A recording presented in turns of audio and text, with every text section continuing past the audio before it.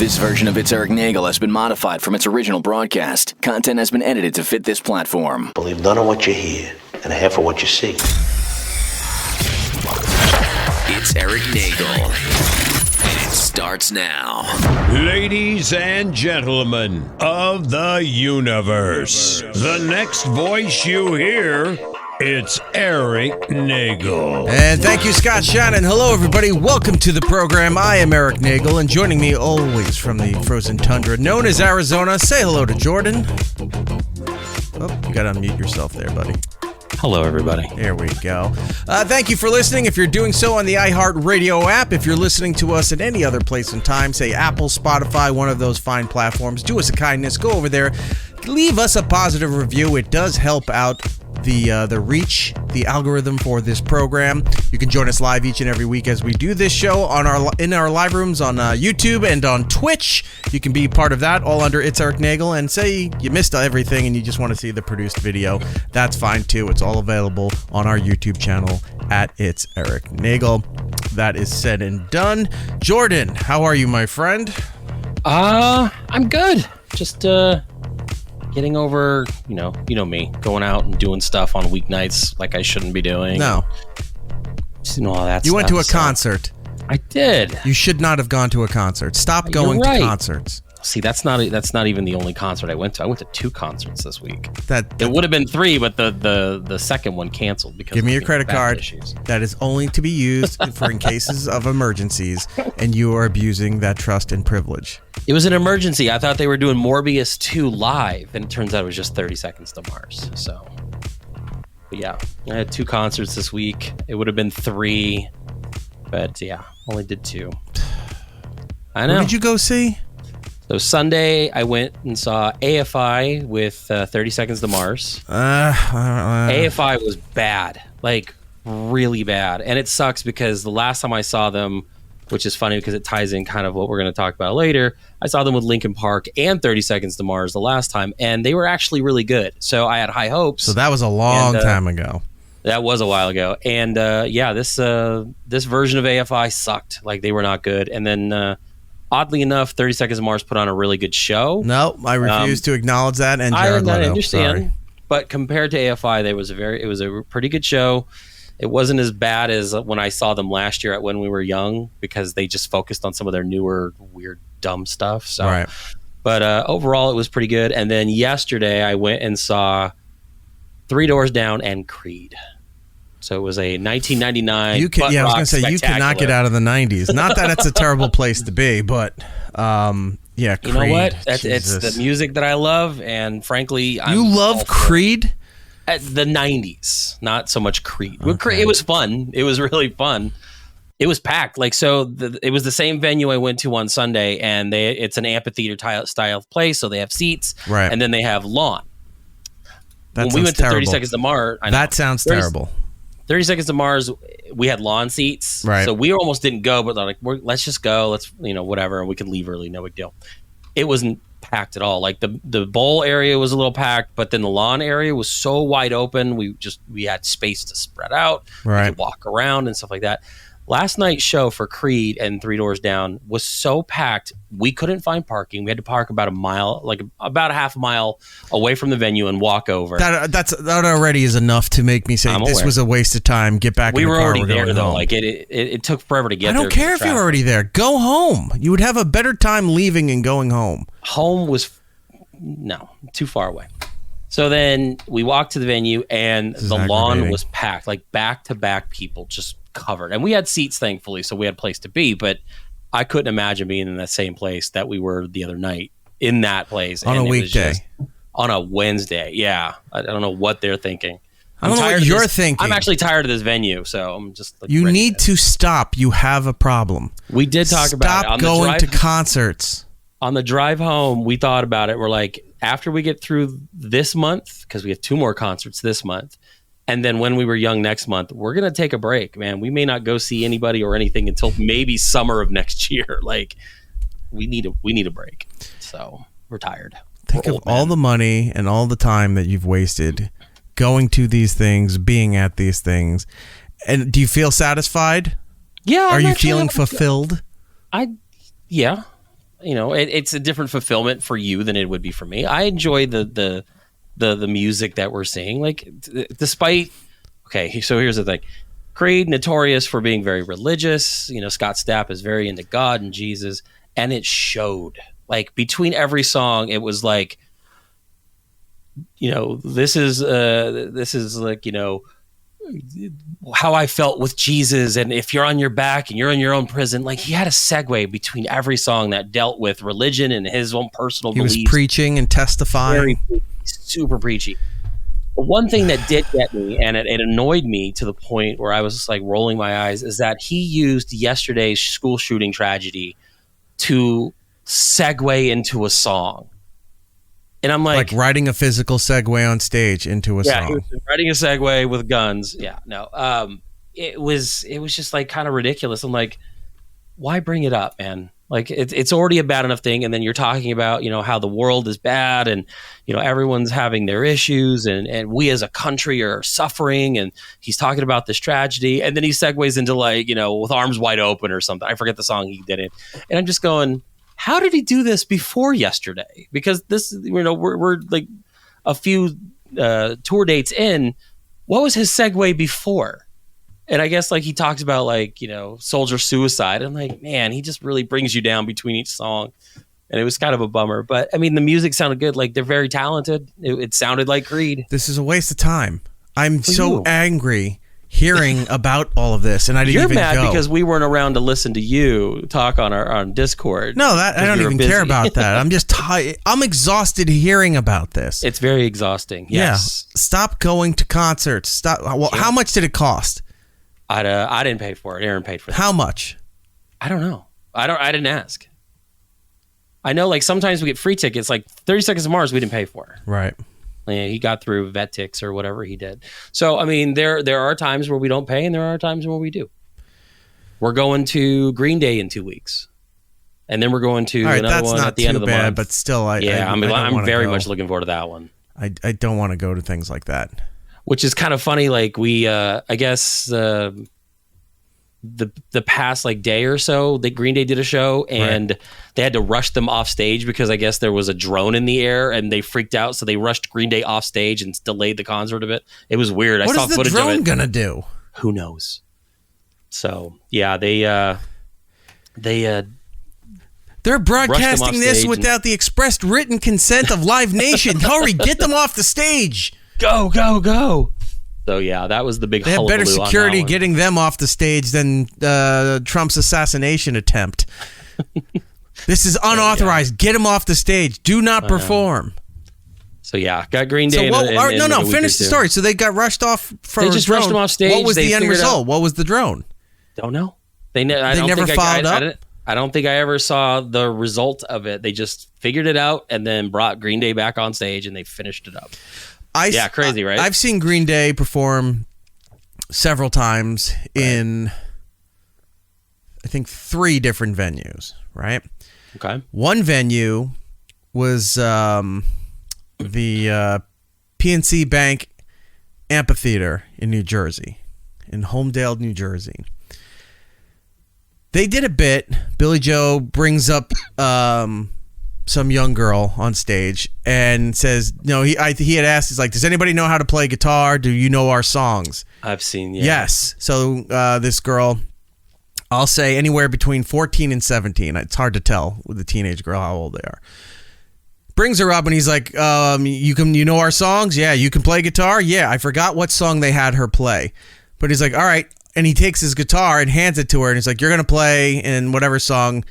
Follow, Trey's going to kick it off and here we go. And she did. She did great. She kept up. They did the whole song. At the end, Foo Fighters do this too. At the end, people are going crazy. He holds her hand up and, everyone's going nuts. She gets a hug from everybody. She goes back down. He gives her the guitar. He goes, here you go and everything. So he grabs another guitar or the stagehand brings out another guitar and he's playing. During the next song, I see tech people, I guess, whatever, come through the crowd, walk over to tap her, and took the guitar back. Like she wasn't going to keep the guitar. because he tapped her and talked to her a little bit, everything, handed her something, and then they had to take the guitar back, and we saw him walk back through the crowd. While they're playing, song's going, it's hard to hear, but everyone saw this. They started booing the stagehand or whoever it was that took the guitar back from the young lady from it, but she didn't get to keep the guitar. Now, I don't know if they do that at other shows. If you've ever been to a Green Day show and you've seen that, the tech comes out there and takes the guitar. Why is this Scott Stapp thing on there? Sorry about that. If they took the guitar from whoever they got to play on stage, let me know, because that seems kind of shitty. I see Heather in the chat saying maybe they kept it for her. I doubt that's the case. So last night, Mark Tremonti, he's their guitarist for Creed, about halfway through the set, he comes out, shows off a guitar, really nice guitar, very expensive. And him and Scott Stapp basically say, look, during this next song, we're going to give this to the wildest, craziest person doing stuff, right? So they play their song, and then afterward, they pick out someone in the crowd, say, here you go, bring him on stage, hand him the guitar, and say, what's your name? The guy was cool. And then they make him go back down in the pit with the guitar. And I sat there thinking the same thing, going, there's still half a show left. Does this guy have to sit there and hold that guitar the rest of the show? That should be. And then how is he getting back to his car without getting his ass kicked? You just got to play on stage with a major band, right? And you killed it. And they gave you the guitar. Yeah, you have to sit there and hold it for the rest of the show. That's your punishment. So my thought is that you couldn't safely keep that with you if you're down in the pit area. That's the cost of being there in front row or whatever section you close to the stage that you got picked from. Heather in the chat's again saying maybe she couldn't keep it down on the floor. You know what? I will say this: maybe they gave her a ticket or something. Said come back, find like security, hand this ticket, and they'll give it to you. I don't know, but it didn't appear that way. That could be it. Now that I'm thinking about it, and what you guys are saying, that could have been it. But it didn't look that way, because when they took the guitar from the young girl, Green Day's playing, they don't know what's going on. I mean, they probably know, but they're just doing their song. They probably don't. The stagehands have their own little world, man. Stagehand comes there. People in the crowd, while the song's playing and going nuts and it's loud, people in the crowd are booing that they took the guitar from the young girl. So, well, I don't know. Have you ever heard when you're on stage, like as a band, what your monitors sound like? Like they cut the crowd out. Like you won't hear the crowd. You hear the metronome. You can keep on beat. You can hear. You only hear whatever feed they give you. You only hear the channels that they provide for you, and then it's noise canceling, so you don't hear. So my thought is, Green Day's on stage doing their thing. They don't know what the crowd is doing. So maybe they were out of the loop. But my thought is, I want to err on the side of like they did the right thing, and they just said, "Hey, look. We know you can't be down here with this thing.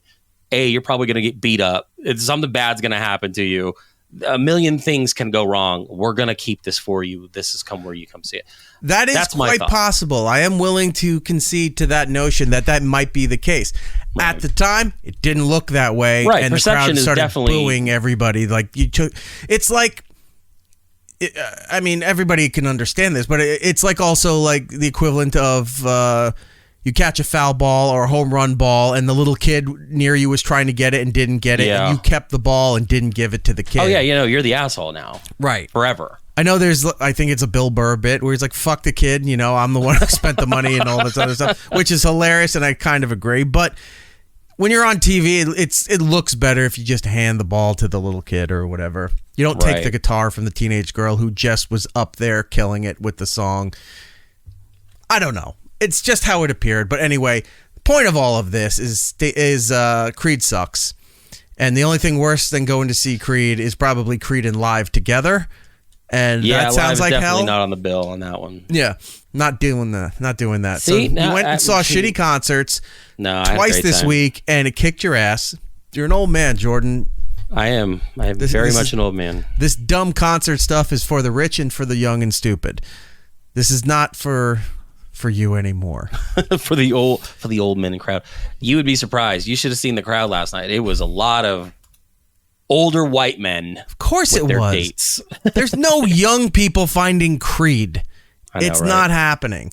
They're not relevant in any way. They weren't relevant when they were there. They just got played a lot because the labels probably called in a lot of favors to radio stations and said, hey, if you want to get some of our other audiences, you're going to start spinning some Creed here. Look, they packed this. They packed this venue, and good for them, because what happened was a couple years back, I guess Scott Stapp was doing like an acoustic, like small venue gig just himself, because the band and him, notoriously split up because of his crazy bipolar stuff. Right. So he was doing this tour, and I never got to be a part of this, but I guess Aaron and Scott went, and they said his crowd was so small that there was just no one there, and it was sad and pathetic. So for him to go from that and going through all his issues to selling out and literally packing venues, you know what? You may not like it, all right, but good for him. on him, but still, right. I'm not spending my time or my money going to see Creed. And who was the other concert? AFI? AFI with Three Doors Down. No. AFI and 30 Seconds to Mars. And then last night was I absolutely would Finger not 11. Finger 11 is still playing? They were there last night. We missed it. I do enjoy them, but I didn't think they were still around. All I would have wanted to hear was Paralyzer. I don't know any of their other music. They had one other really song that we used to play at K-Rock. Paralyzer was the big one, but I can't. Yeah. There was a lot of these one-hit wonder bands always had one other song that you didn't realize was sort of a hit and got radio play. Right. I can't think of what it is, but they were on O&A. They played it live. Nice. You sent me this poster, by the way, because you like going to these big compilation shows. These I just have been lately. Just when is the second When We Were Young? October. So I'll be in Vegas probably like Thursday the 17th. I'll pay. Yeah, I'll give you another T-shirt. Yes, please. Thursday. I'm going out there Thursday the 17th. I'll be out there the 17th, 18th, and I think So you will not be in town for New York Comic Con. No, unfortunately not. I just don't think I can make that work. You say I'm tired now with just doing concerts. There's no chance I would be able to get to New York, do that for a day, fly out to Vegas, do that, and then drive back to Arizona. It's just, no, my body would say, just kill me on that. You sent me this image actually, it's like remember when they used to do like fanzines and playbills and stuff like that? I guess it was designed this way, but it is, sent online. Let me see if I can bring it up here so we can look at it. Is this the one down in San Diego that I sent you guys? This is the one. I want to go to that. Looks like a fun show. Why is it not showing up? No, there it is. Oh, because I'm in the video section. That would be why it was not showing up. Give me 1 second here. Apologies. For this festival in San Diego on November 16th called Punk in the Park. It's starring Offspring, Pennywise, Streetlight Manifesto, who I do enjoy. They used to be Catch-22 way back in what the kids call The Day. Face to Face, I like them when they were doing their harder punk stuff, and then they fell apart. I don't remember what happened, and I haven't heard from them ever since. So if they have new stuff, I'm not aware, but I did enjoy it Face to Face at one point. Bucko 9. Bucko 9 has been around forever. Voodoo Glow Skulls have been around forever. The other three bands I've never heard of: Manic Hispanic, Slaughterhouse, and Winter Haven. I've heard of Manic Hispanic. I've never listened to them. The other two, yeah, you're right. I've never heard of them. Now, I saw Offspring like twice last year, so I don't care enough for that. I always liked Pennywise. I think we saw them last year. They were very preachy, but they were fun. I kind of want to see Face to Face. Like I really do. And Streetlight Manifesto. Like that would be fun to go do. Right. I don't know if I want to do it in the festival setting. I mainly sent that because I know, but their festival, I know Rob is kind of local. And those festival settings are just like, they're almost like a community fair. Yeah. Stage, sound system. I doubt they'll have any kind of visual screens. Probably there. It'll probably look like old Warped Tour or something. Which would be fun. Yeah. I could see the fun and appeal to it. Those days are long behind me. I have no desire to go out to those kind of things and do that stuff. Yeah. What am I getting a DM from? No one knows. During the show. Don't they know? Don't they respect your craft? No, we're not. I'm told to look at Instagram chat for some reason. Instagram, we're trying that again. It's streaming. Apparently, it's fine. It's on Instagram. The last time it didn't turn on until like an hour into the show for some reason. Yeah, they got about half. I would say a third of the show. But Instagram. But it went past an hour. Like it stayed on longer than an hour. It just didn't go in for an hour. Jared, the Geek, saying, yeah, it is very Warped Tour. That's what I imagine that Punk in the Park kind of thing, or parking lot, whatever. I always liked the Warped Tour. Like I enjoy the Warped Tour. I went a couple times, and it was just always a fun thing. And then I went when Eminem wasn't super big yet, so like he was part of the show. I know I saw Ice Cube, Ice-T there, Seven Dust, Pennywise. Like. All those shows, those were always really fun. Jared the Geek, Punk in the Park, it's an annual show, and they do one at the Cow Palace. All right, so this kind of travels a bit. That's kind of cool. That is very cool. I'm not against that kind of festival. I can see why people like to go do that, and it's probably cheaper than going to concerts that are Live Nation venues and Ticketmaster and all that nonsense. They do get pricey. Just the whole concert going things passed me by at least a decade ago. It just seems exhausting, and mentally I just can imagine I'm already tired dealing with the struggle in my head of what that whole experience is going to be, and I've already lived it in my head. I go, all right, I know what it is. I don't need to go now. I saved myself the money. You mean you're not excited that Linkin Park just announced that they're getting back together and they're doing a concert in a week? No, and I'm going to ask you a question about that in just a second. Heather in the chat saying, I want Jordan and Eric to go to a concert with each other just because I think they will both have a completely conflicting concert going. We'll both have completely conflicting concert going styles. Yeah, here's the conflicting styles. I'll be at the concert. Eric won't be.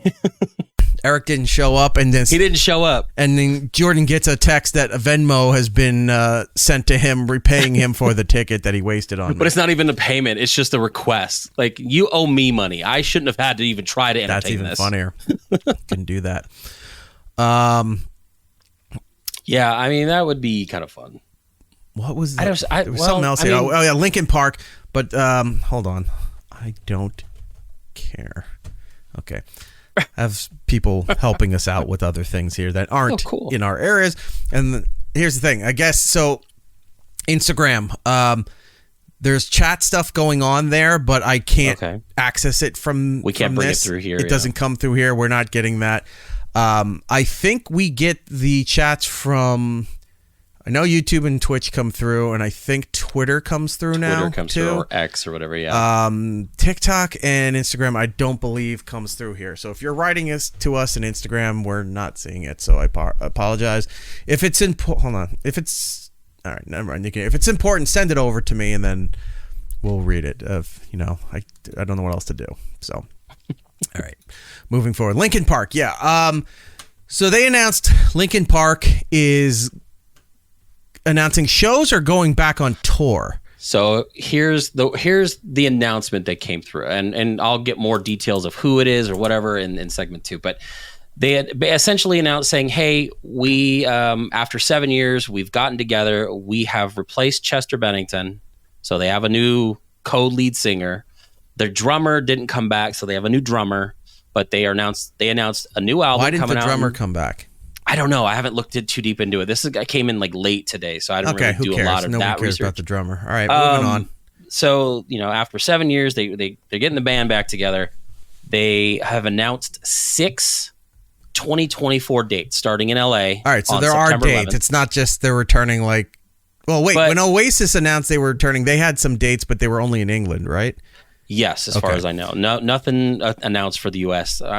If they last and they don't break up before the England dates, I'm sure they'll do a U.S. tour. So Linkin Park announced that they're returning, and there are tour dates that they've listed so far. It's not probably all of them. So but it's some of a them. world tour, but it's only 6 dates. So it's like U.S., New York. I think they're going to be like, in South America, a couple over in the U.S. and in Europe or whatever. They're only doing about 6. And it's already September. So they're closing out 2024. If everything is successful, I'm sure we're going to get a longer date. They're putting out a new album in November. Tickets go on sale this weekend for the U.S. shows. And the first show is on September 11th. So like literally tickets are on sale here. And then within a week, you're already at the show, which is weird because most of the time these shows get announced it's months. Yeah, because it's all logistics. They got to wait for venues to clear out their existing commitments and whatever else to accommodate this stuff. So if that's the case, if they have the September 11th show is where? Los Angeles. An arena? At the, or a they're small doing venue? it at the, I believe it's the Kia Arena or whatever.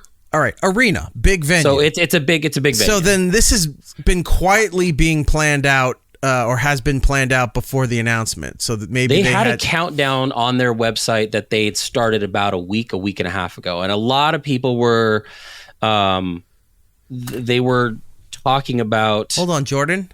I'm going to pull a Zach Morris here. Timeout. Timeout. Ready? 1. Aaron, the second biggest tragedy to happen on 9/11. 2. Right. Hollywood agent Rob Stark, Linkin Park reuniting on 9/11 is the second worst thing to happen on that day. Oh, now you guys have to. Boo! Boo! Boo! Vote for whoever you want. Oh, that's not who I wanted to hit. Wrong one. Damn it, that was the wrong one. Stop saying things. There it is. That's really funny. That was good. So a lot of speculation of who the new lead singer was going to be was happening over the last week. One of them being, what's his name? Dexter, or who's the lead singer of Sum 41? I think his last name's Wembley. Yeah, that sounds about right. Yeah, so they were talking. He was going to be part of it because I guess they also started doing announcements. I didn't understand that whole thing where they're like, who's going to be the new lead singer of Linkin Park? When a while back they showed clips of this woman, Emily, in like a recording space, like a rehearsal space, and she was singing, and they just posted a small clip. And everyone's like, wow, she's amazing. She's good and what have you. Is she doing something new with them? Is she going to replace? Like, this was before all this came about. That was a while ago. And when they were starting saying, who's going to be the new lead singer? I go, well, like months ago, they put out a clip of that other girl. Why wouldn't it have been her? Right. Why release that and not follow through with that? Well, you know what? Since we're already in it, let's just go ahead and talk about it. So the new co-vocalist will be Emily Armstrong from another band called Dead Sarah. So the chick that you saw, she is the new thing. How they announced it. And Mike's still the other singer, right? Mike's the singer. Yeah, I said, they replaced her. She's going to be in, and this guy named Colin Britton is going to be their new drummer. Mm-hmm. They did an impromptu secret concert today. Who had the Fort Minor band? Fort Minor is Mike Shinoda's other band. That was his, okay. Yeah, it's his. He actually just put in a new album with them probably about like 6 months ago. What was their big song? Where Did You Go, right? Where'd You Go is one of them. You so. There was another one. It's been forever since you've been gone. Remember the Name was their other big one. It was worth like 20% skill, 15%. Yeah, remember and then The Executioners. The Executioners was like a side project that worked with Linkin Park. So like on their remix albums and stuff like that, they did stuff with them. So that was kind of like a side project. I like Linkin Park. I like their music. I even like the side projects like Fort Minor and the stuff with the Executioners and all that. Well, even Chester had other things. Chester was part of Gray Days, which is a local Arizona band. See, I don't think I knew any of that stuff. Yeah, but it was like his partner in his tattoo shop, Sean Dodell. Lucy Moody. Chester ended up singing with Stone Temple Pilots. Yeah, he sang for Stone Temple Pilots. We knew that. One, I didn't care for Chester with Stone Temple Pilots. I never liked it either. Not that I didn't like Chester with Linkin Park. Fantastic. I just didn't like it with Stone Temple Pilots. Just felt weird. I gotta say this though. Everyone online is going fucking crazy about this Linkin Park notice. I like Linkin Park. I still will listen to Linkin Park. I have it on many playlists and stuff. Am I the only one that is not making that big a deal out of all of this thing? I think for you and some other people that probably think like you is that it's been 7 years. It's not in the forefront of your mind. Like some bands, like Sublime, when they replaced, was it Bradley?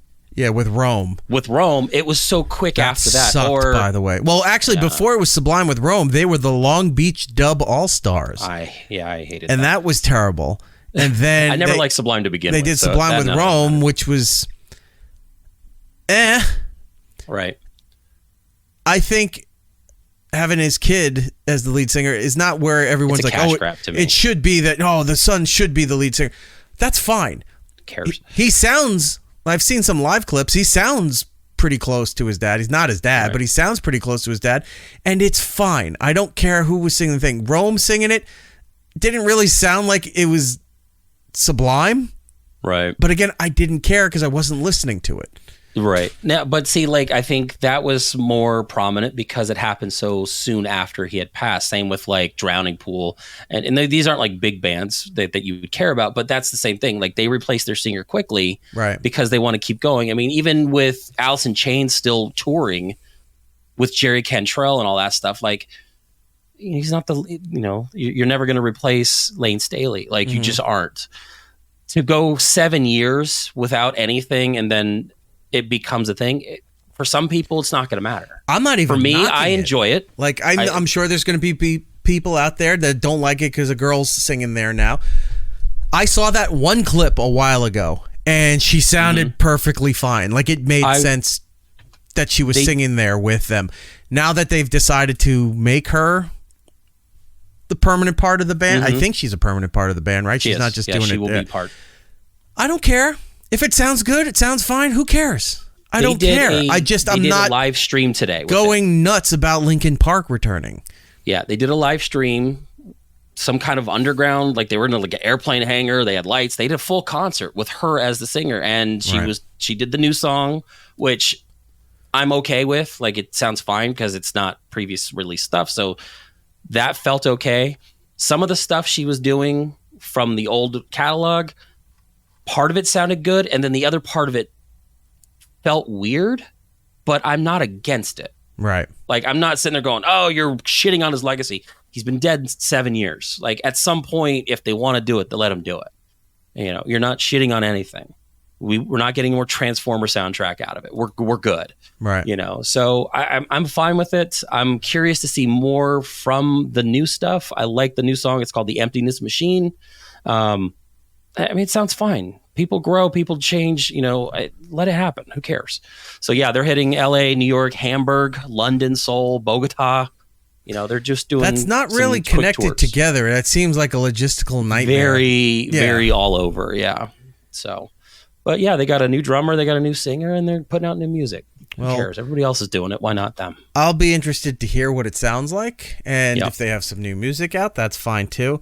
I saw people melting down, going crazy about this. Love it, and I went, really? Linkin Park is one of those bands that you're gonna, have a meltdown over? Like, you can't handle this? Like, this is an emotional overload for you that you can't fathom trying to figure this out? And they're shitting on its legacy. Yeah, no, at some point, just let it go. They're not getting rid of the old stuff. If you want to listen to the old stuff with just him, go do it. You have access. You're not getting rid of it. They're not getting rid of anything. So, oh well, they're back in a big way, and hopefully they put some new music out. If it does great, fantastic. If not, new they single's tried already so out. hard, and in the end, it didn't really matter. So, moving on. There's nothing else music that we need to address, right? Well, football's going on. Football's back.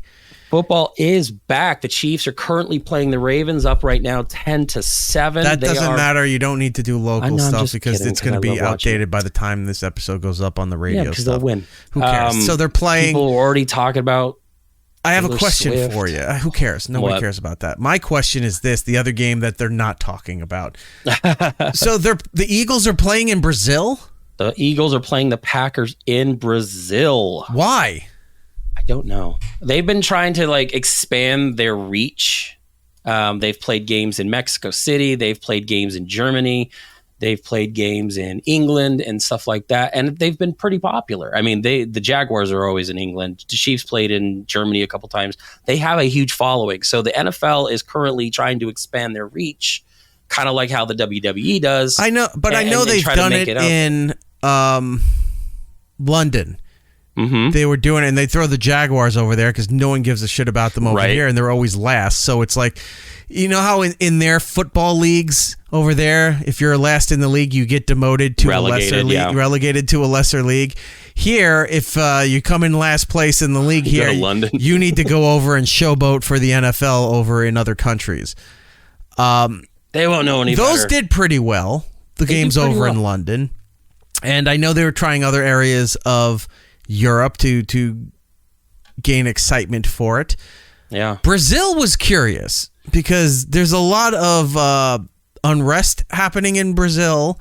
Thievery has been plaguing that country and violent crimes and everything for the longest time. And they're undergoing like constitutional crisis right now with speech and relegations where they just kicked Twitter out of there, right? Yeah, they just shut it down, I think, this week. And their neighboring country, Venezuela, is going through upheaval too. So it's not the most stable area of the world right now. Right. I can't imagine American tourists are going down there to watch these games. And is there enough American football fans in Brazil when Brazil is massively known for soccer? That I don't know. The funny thing is that they're so into their soccer clubs. There's a club down there called the Corinthians, and they're the ones hosting the game. They're hosting in their stadium there. But the problem is that team dislikes the color green so much that they even tried to make sure that they don't allow anybody to wear green or paint. At some point, they were going to paint the field black so they don't have green grass because that's just against their stuff. Oh, fuck so off with that. You've got the Green Bay Packers, who's gold and green and white. Right. And the Philadelphia Eagles, which is that carry green color and white and black. And I'm sitting there going, you knowing this, you put the greenest teams out there. So let's see. They're basically Green Bay and Philly are going to play. Philly is going to be designated as a home team. They're going to try to sway fans. They're going to wear their black helmets, white jerseys, black pants. So they're going to go away from wearing green altogether. Green Bay Packers, however, said, screw this, we're doing our stuff. They're going to be wearing gold, white, and green. But yeah, they decided to go down there, play in a stadium that is notorious for wanting to find their own football players for wearing green shoes and things like that, and have two of the greenest teams out there. So yeah, they'll be playing. I believe if you have access, you'll probably be able to check it out. Fine them for wearing green? Yeah, find them or probably kill them. I don't know. So I believe it's scheduled to be aired tomorrow, Friday, at like 5:15. But I think because of the time change, you might be able to even check it out at like, midnight. It's crazy. I don't know why they're doing it. I don't know why they're going to be in Brazil other than they're just, again, trying to expand their reach a bit. I mean, hopefully I'm wrong. But I can't imagine Brazil having a big liking for American football. Most places don't. But I would think that Brazil, being a very soccer-heavy country, just like England and everything is, if England can take to it, I'm sure they can get them to do it. Because Mexico City has hosted a couple games before. I know the Chiefs played down in Mexico City once before, and it gets pretty popular. So... it translates. It's just we're just not used to seeing it down there. Okay, fair What enough. Are they doing? We'll see how it goes. Just fill the favelas up, and it'll be a crime-riddled fiasco going. Well, on the Eagles are used to that. They come from Philly, so I don't think it's going to be a big change for them. Good on them. What else has been going on? Oh, here in the East Coast, it's that time of year again. Where apple picking season? Well, that's coming up. Not yet. I'm jealous. We're getting close to it. It's that time of year where needy parents in need of attention, mostly women, post their kids' first day of school photos all across different social media platforms to garner attention. It's like, oh, the kid's so cute. Oh, this is so exciting. And they look up and they're like, wow, I'm getting the most likes and views that I ever get when I post the kid stuff there. Essentially what they do is the kid's first day, they have them out in front of the house or somewhere nice, a landscape, if you will. And they put a blackboard or a sign in their hands with it says first day of school, whatever grade they're in. Mm-hmm. Usually the date is in there too. It's like name, date, school.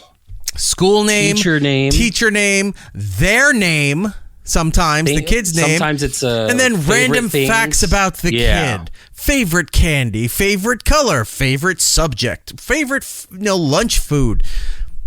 None of that, who gives a shit? None of that matters.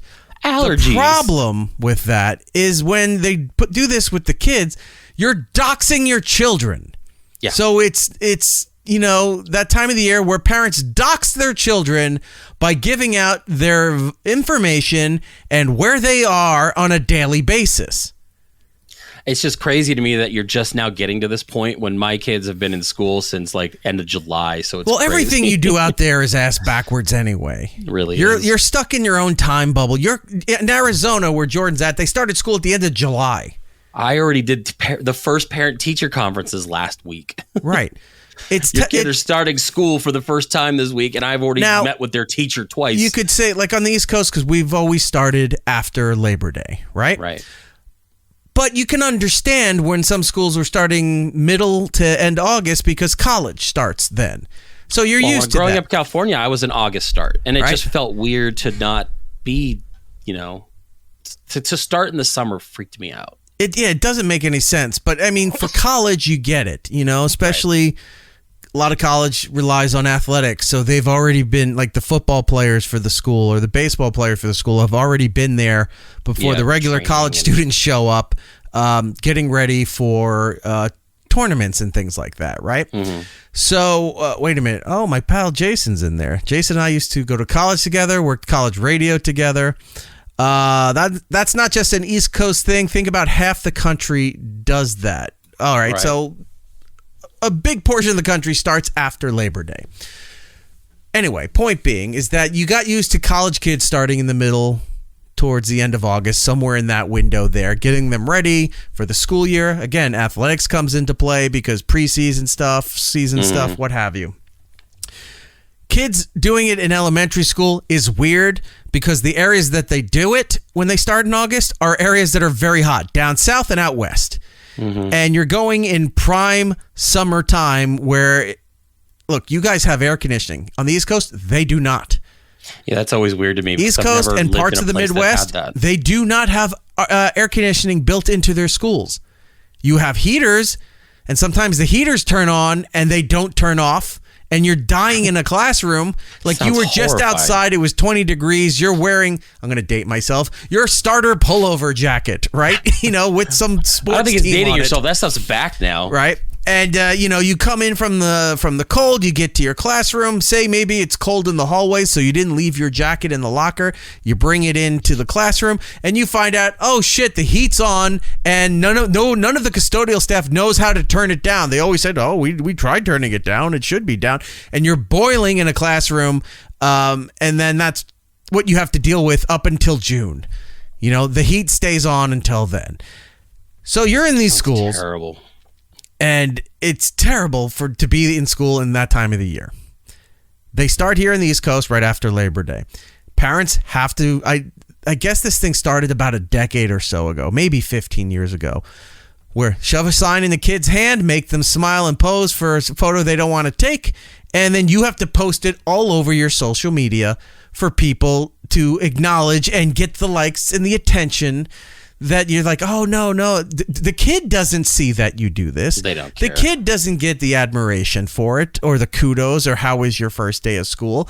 It's always family members and friends of the mom that are all posting the same nonsense. And how did they do? Did they cry? Did they like their classes? Which teacher did you get this year? Oh, my middle kid had that teacher when they were in that grade. But it's all this nonsense no one gives a shit about. Now, I had to compromise because my kid started school. I don't want to do that. I've never liked it. I've been very vocal about how terrible that thing is. But I had to compromise that there was a sign announcing the date, and this was the first day of school ever. Like, just shows her name, but then it's also redacted. There's like this black bar So you still don't see the name, but you just see the date. Now, had I not been so angry at the time, I probably would have made that sign with it all redacted, like an official government form. I should have done that, and I apologize for not thinking that until you just said it. I could easily Photoshop the rest of that out. Right. So I just did the basic thing. I made a short little printout. First day of school, what the grade was, the date. Now, that being said, the photos I shared with the family do not have that sign, and any photos in front of the school, everything's blurred out. You would be amazed how annoyed people got with that. Oh yeah. Why is it blurred out? Why did you do that? You didn't have her with a sign? Oh, I have one with a sign. Well, why didn't you post that? Because I'm not posting it anywhere. I'm not doing all that. It went to family, and that was it. That's all I'm doing. So you get family and friends who say, well, why is this blurred out? What is going to... I think you're making too big a deal out of it. No one's going to go and show up at her school and stuff. It's like, you don't know that. Look at all the crazy shit that was going on. The first day of school here on the East Coast, not saying it's related, but right, there was that tragedy down in Georgia that happened at a school, right? So again, not saying that one led to the other. I'm just saying that incident happened on the first day of school, and you wonder why. All right, let me paraphrase this. These recent tragedies that have been happening over the last several years, more so the last 7 years, are not in relation to this situation of posting photos and what have you. I've been a big proponent about not posting these photos ever, even for people's kids that aren't even mine. I tell them, take that down, blur this out, remove this stuff. What are you doing? And have caused a lot of problems with people. They've gotten annoyed. Some have stopped talking to me, which is fine. Some have been aggravated. And I'm sure there's other things I've done that led up to why they don't talk to me anymore. But I've dealt with this every year. I get mad and I make these comments. And some people say, why don't you just mind your business? It's not your kid or whatever. I go, because this I see as a big safety concern, right?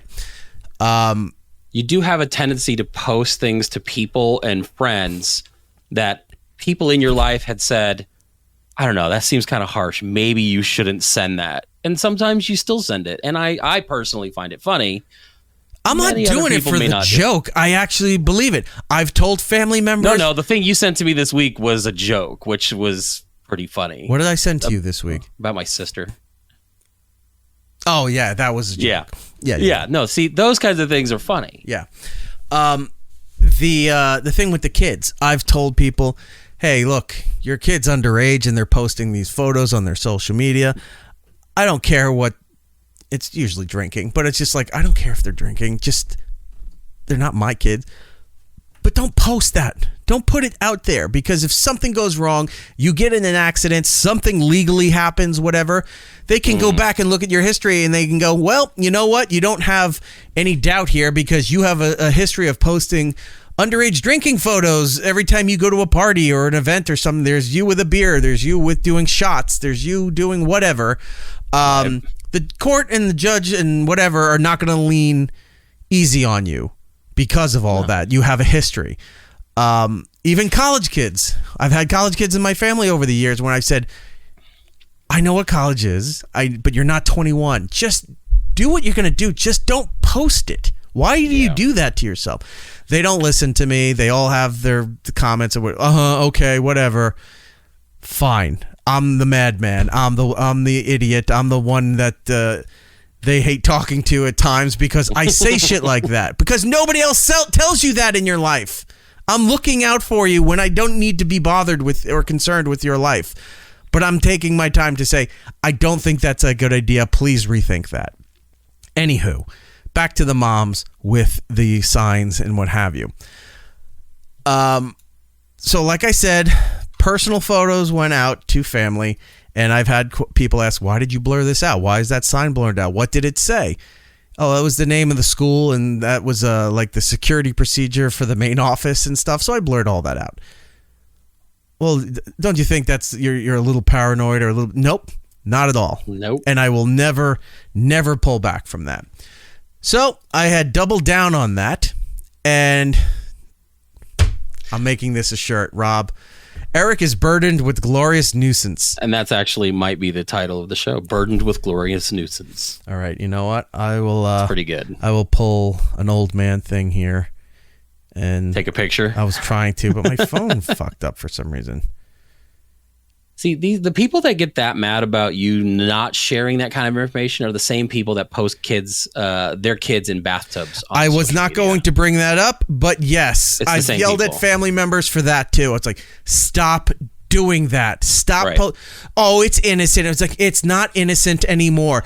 Even back in the 60s. When was that a big thing? The 70s, right? The 70s, when people would post their kids, like a little kid naked at the beach because they took the diaper off, or they were in the bathtub or whatever. I'm like, stop taking those photos. Stop posting them anywhere. It's not adorable. It's not cute. It's disgusting. And there's people out there that are so unbelievably vile that they thrive for that stuff, and they look for that stuff, and it'll wind up in dark web databases for people who like that shit. Stop doing that stuff. And to the credit of most, I haven't seen that happening anymore. It's been rare. I think a lot of people have wised up to that and have stopped, because I haven't seen that in forever, which is fantastic. At least on my feeds, yeah, definitely. Yeah. I do see the pictures of everybody's stuff. But Andrew in the chat saying, my aunts are Facebook crazy. They are driven by likes. Yeah, that's exactly what it is. And if they don't have kids to throw their shit out there and talk about all of this stuff, they live through ours, yeah. Then they go the other route of reposting things that they think are funny from like dummy Facebooks that are just trying to data farm you. Or they go constant quizzes. Yeah, those kind of things. Or because of the year, they're posting their political leanings all the time. And it's not just like, hey, check out this news clip of, something that happened at the Kamala Harris speech that she gave recently, or here's something that Trump is looking to initiate in his new administration. It's not those kind of things. It's blatant either way, like mocking of the other side, and it's like, I don't want to deal with any of you people. So those people, there's plenty of people I'm friends with that have apparently there's a 30-day mute button I found on Facebook. It's been so great because I've muted both people doing both. I was just tired of all your fucking nonsense. Anywho, I posted something on Instagram that already I was getting messages from, and I only did this a few hours earlier today. So this is what I posted on Instagram, and apparently it also goes to Facebook too. I didn't realize that it transfers. Yeah, they're all Facebook. connected through Meta. So I posted here, it says, happy first day of doxing your child's whereabouts on a daily basis. If you insist on doing the blackboard/sign photos, and I did like bullet points, don't list your kid's name, teacher, and school, and don't post them on social media. Stop doing this. What's wrong with you? Now, not a lot of people upset. I think I had counted 2. But who knows what tomorrow will bring, because these things are up for 24 hours. And a lot of people agreed. A lot of people have you do that thing where you hit a heart and a heart goes flying up on your story. Yeah. I've got a lot of those.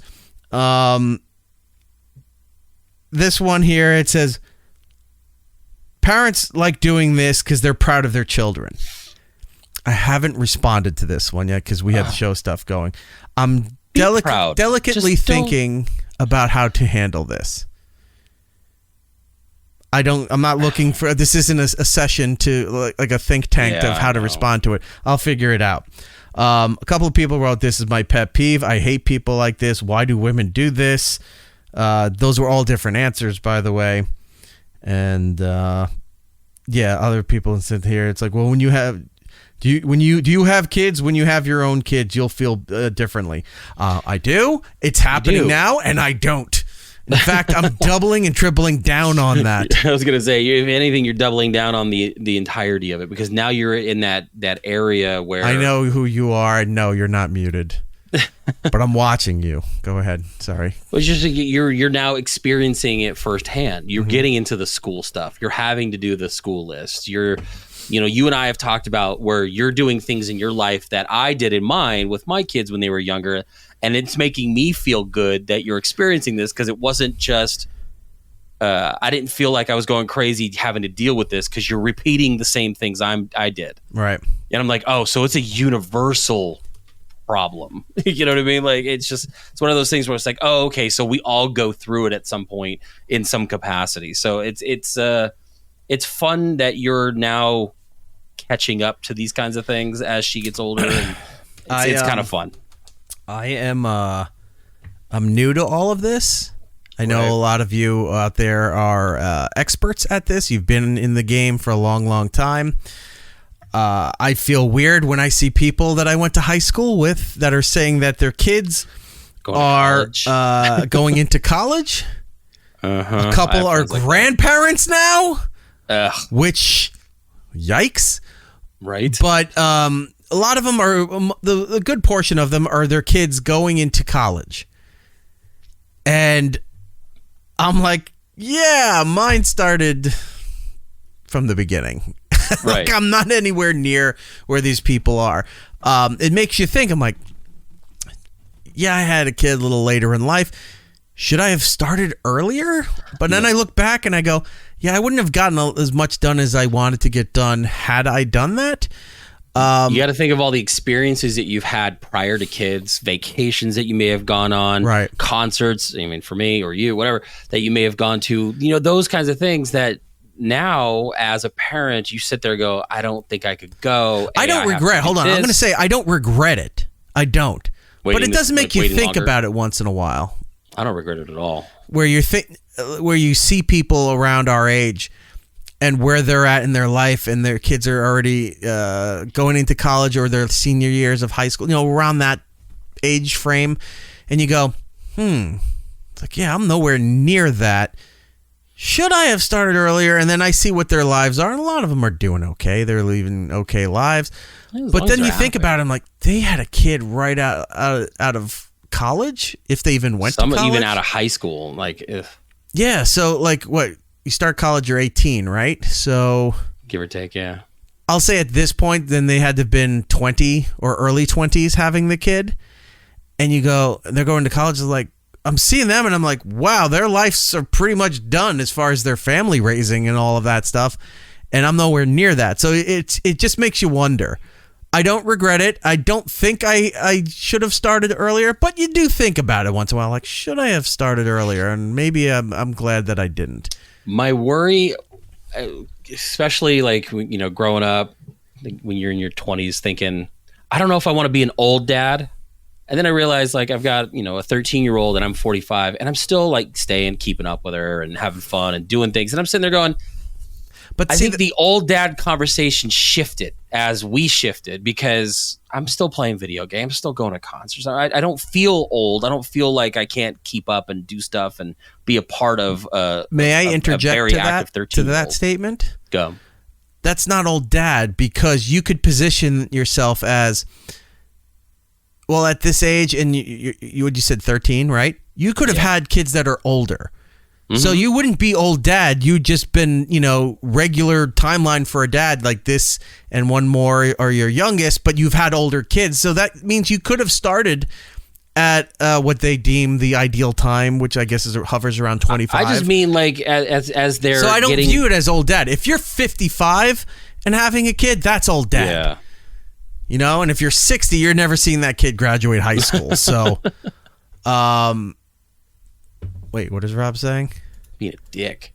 Keeping up with her. I'm pretty sure you're not beating her in a foot race. Nope. Oh, I could outrun that kid. He got tired. He got winded at a Creed concert, and he didn't even mosh or anything. You know how far it was that we parked? How much did you ache? Let's go back another 2 weeks. How much were you aching and recovering after seeing Limp Bizkit and being in the mosh pit? My back hurt for about a week and a half, and my knees just started feeling better. Yeah. I'm not even kidding.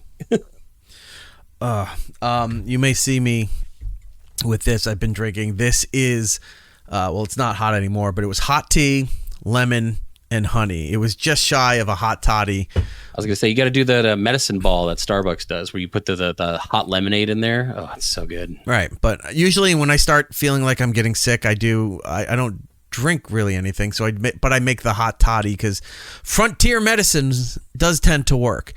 If you're not familiar with that, it's hot whiskey. It's hot water, whiskey, lemon, honey, and then some people put something else in it too, maybe chive or something. Not chive, clove in there too. But I do the other version. We were doing this, so I wasn't happening. So it was hot tea, lemon, and honey. Kids' first day went fantastic. It was a half day for some reason. I don't know why. And later that night, before bedtime, kids got a stuffy nose and blowing the nose, and all this clear stuff's coming out, and they're saying they don't feel good. Put them to bed. Some point, I'm doing work and stuff last night, and I'm like, what's going on? I feel kind of run down, and I notice like half my face is clogged. So I go to blow my nose and clear stuff and whatever. I went, oh my God, this kid got me sick already. Now, you had warned me. You said, when your kid goes to school, be prepared to be sick almost all the time because they get everything. Oh, yeah. Not the first day, because I was so run down. I felt like complete shit. I was blowing my nose. I went and I had like this really high-end Mucinex stuff. So I didn't even like measure the cup out. I just threw it back and took a big shots hit of it and went to bed. And I woke up. It was 12 p.m. the next day. And I think it was like 1 a.m. when I went to bed, which is early for me, by the way. It is. Usually he's texting us fine until most 1 in of the the morning, day. my time. Yeah, it was fun. Well, I try to keep up so I could be on a decent time frame with you two out there. I woke up. Don't say you're doing this for us. Don't try to put this on us. I was draining my head and all of this stuff, and I was like, okay, I think I'll be okay. I took the Tylenol day stuff with the honey and what have you. It was fine up until about an hour or so before the show. I'm starting to sneeze again. I'm starting this cough. I got this. So I did the hot tea with whatever, and I'm going to try to fight all this. But the first day, like, how do you get sick on the first day? It's that time of year. I mean, you're going to get the flu stuff coming. You've got a kid that's an incubator for whatever. I guess the bird flu's coming back. Monkeypox apparently is like a huge new epidemic. I can't be getting all kinds of needles and vaccines and stuff. I can't go through this again. I get texts on the regular from CVS telling me that you need to get the flu shot. You know, it's time to get the flu shot, but it's not just the flu shot because they're trying to backdoor the COVID vaccine into that too. And however you feel about the vaccine is however you feel about the vaccine. I know for me personally, I did the two that I legally had to do in order to go to the hospital. And past that point, I have not done anything since. I have not done any of the updates or any of that stuff. I did the first two that now you're saying legal. The government didn't, they advised it, but it wasn't against the law or whatever. Well, for a while, it was almost against the law. They wouldn't let you into places to work, to the airports, to other things if you didn't have that card with you. I had to be in the hospital during that point, so I had to get the first and the second. And I have that card somewhere, I guess, in my safety deposit box, or it was safe or somewhere.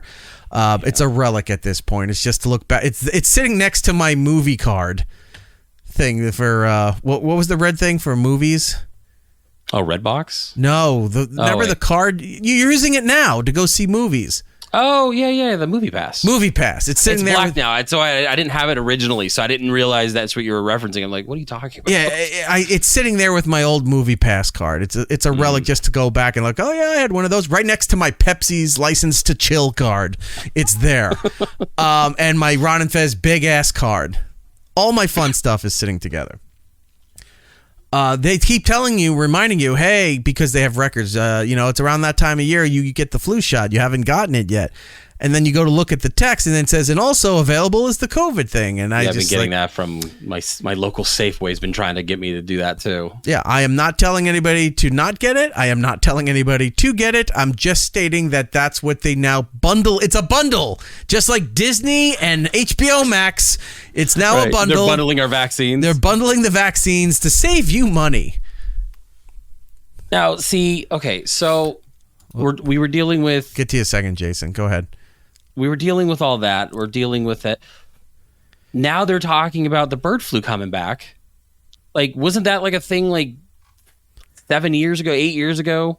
We had the swine flu. Now bird flu's coming back. Now we got some like. What didn't happen? The bird flu I think was longer than I think that was somewhere in the 2000s. Yeah, like late. The monkeypox thing. Yeah, that doesn't help crazy. Because here's what happens: it's opening itself up to comedy because it was stated from what I watched on the news that the monkeypox was originating in a lot of predominantly gay communities. So, what do you think that does to comedians and the internet in general? Oh, yeah. Let's see. Where's my pencil? Okay, hold on. Erasing AIDS and putting in monkeypox. Mm-hmm. Now, AIDS jokes are monkeypox jokes. That's what's been going on. So, it's poorly publicized, not handled well. They could probably get a better PR firm to handle the monkeypox stuff. I know that's a thing. I saw on the cover of USA Today was that we were in San Diego at the bodega. They're not bodegas, whatever it was, the newsstand right near there. I saw it on the cover of USA Today, the monkeypox thing. I was like, really? This is becoming a big deal again? And then, it is what it is. I don't think they offer vaccines for that at CVS. I mean, I could walk in there and go, you know what? I'll just throw a couple hundred down and go, let's just run the gamut here. Give me all the cocktails. Throw it all into one lube cocktail. Oil and filter, yeah. And I'll swig it back just like I did the giant bottle of Mucinex DM or whatever the stuff is that I have. Well, the thing is that apparently monkeypox, which they're now calling Mpox, it's been around for decades because it's mainly in like the Republic of the Congo and some of these West African, Central African nations. But it's been, I guess, spreading in Europe and here since 2022. The last I saw on it or paid attention to it was there was big pockets of it in San Francisco. Right. For there, and I think that's where it originated. They were starting to say a lot of the gay community somehow contracting monkeypox. I don't know how, why, or if that's factually correct. I just know for a fact that I saw it on the news, and at this point, I'm just taking their word for it. I can't be one of those people that are like, oh, the news lies to you all the time. At some point, something has to be truthful, so I'm just willing to roll the dice on it. Yeah. It is what it is. I might consider the flu shot. I don't think the flu shot ever works because it's always a guess. Not saying not to, not speaking ill of it. I just don't. I think for me personally, I don't think it ever does anything. But what do I know? I'll just have to type stop and tell CVS to stop reminding me that I have not taken. Stop trying to cure me of nothing. My pal Jason in there. His name was Tuffy at one point. But Tuffy. that's a story for another time. We waited till our 30s and our children lost out having grandmothers in their lives. I hope I live long enough to spoil future grandchildren. That is a good point. Yeah. Waiting for longer in their lives. My kid got to see my dad before he passed on. My mom's still around. Her other grandmother passed away after she was born. Got to see her for a bit, and then she has another grandfather. So she has some of her grandparents still around. Jason also saying COVID is everywhere right now, but even schools don't require quarantine. You can go back to a class 24 hours fever-free. Wow, okay, so it's not the 2 weeks that I had. No, that stopped a while ago, yeah. I had to live in my studio for 2 weeks when I got the OG vid in December of 2020, the one where I lost taste and smell. Vid. Yeah. No fever, no anything else. I just couldn't smell or taste anything. Then you had a dairy aversion for a while. Is that still going on, by the way? The what? Dairy. Like you were having issues with dairy, like just tasting weird. Oh, that took forever to clear up. So it did clear up though. Oh, it took years for that to clear up. So couldn't do it. For the longest time, I thought it was something with For a short time, I had to take some medication, but that came and went, and that was good. I thought maybe the medicine had changed because all these medicines have a million different listing of side effects. A lot of them usually are like headaches or diarrhea, and like they all seem to have that problem. But once in a while, you get stuff where it's like foods may taste different or what have you. So I was checking forever with my general practitioner and other specialists. I go, there's a problem with dairy here. Like it's not like what everybody else has a problem with dairy where it's usually lactose or something. It's like, I can't taste it. Like it tastes sour and rancid every time. What do you mean? It sucks. No, it's called sour cream for one reason, but when I would taste it, it tasted like it was rancid, like it sat out for days. And it would be brand new, fresh open, and I'm like, I can't taste this. Anything with buttermilk, like ranch. Some ranch dressings don't have buttermilk, some do. If you, what's the main? Hidden Valley Ranch. Go to taste that. It just tasted spoiled. Like I couldn't touch it. Milk tasted weird. Some ice cream? Did you have any issues with ice cream? I don't think I tried the ice cream. I know some cheeses did, other cheeses didn't. So weird. But yeah, it was so weird for a while. And then it got to the point where my general practitioner was going, maybe this is a vid thing. And I said, I didn't even think about that. And it's like, this has been going on how long? And I said, at least almost 2 years now. Most people want to write it off. Well, that's not the symptoms that we know or what was, documented. They're still discovering things not happening now maybe, but studying the past long-term effects. From years. Yeah, like, holy shit, that was a thing back then that we didn't realize connected to this. I am fully convinced that the fact that all that dairy stuff that tasted rancid every time I tried to touch it or spoiled was from that. Because what else would it have been? And it went away after 2 years. Yeah. Like it took that I never long. had any of those issues. Yeah. I mean, it wasn't bad. I don't do much with dairy to begin with. So, cheese, I think that's about it.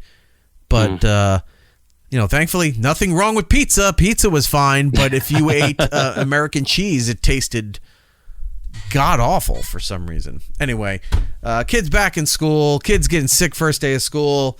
Stop posting your kids' photos for the first day on social media. I've seen some celebrity people who are posting their kids on there, and I zoom in on the board, and I go, there's the teacher, there's the school. Fuck you. Stop doing this. You're a terrible parent. Stop posting your kids on there.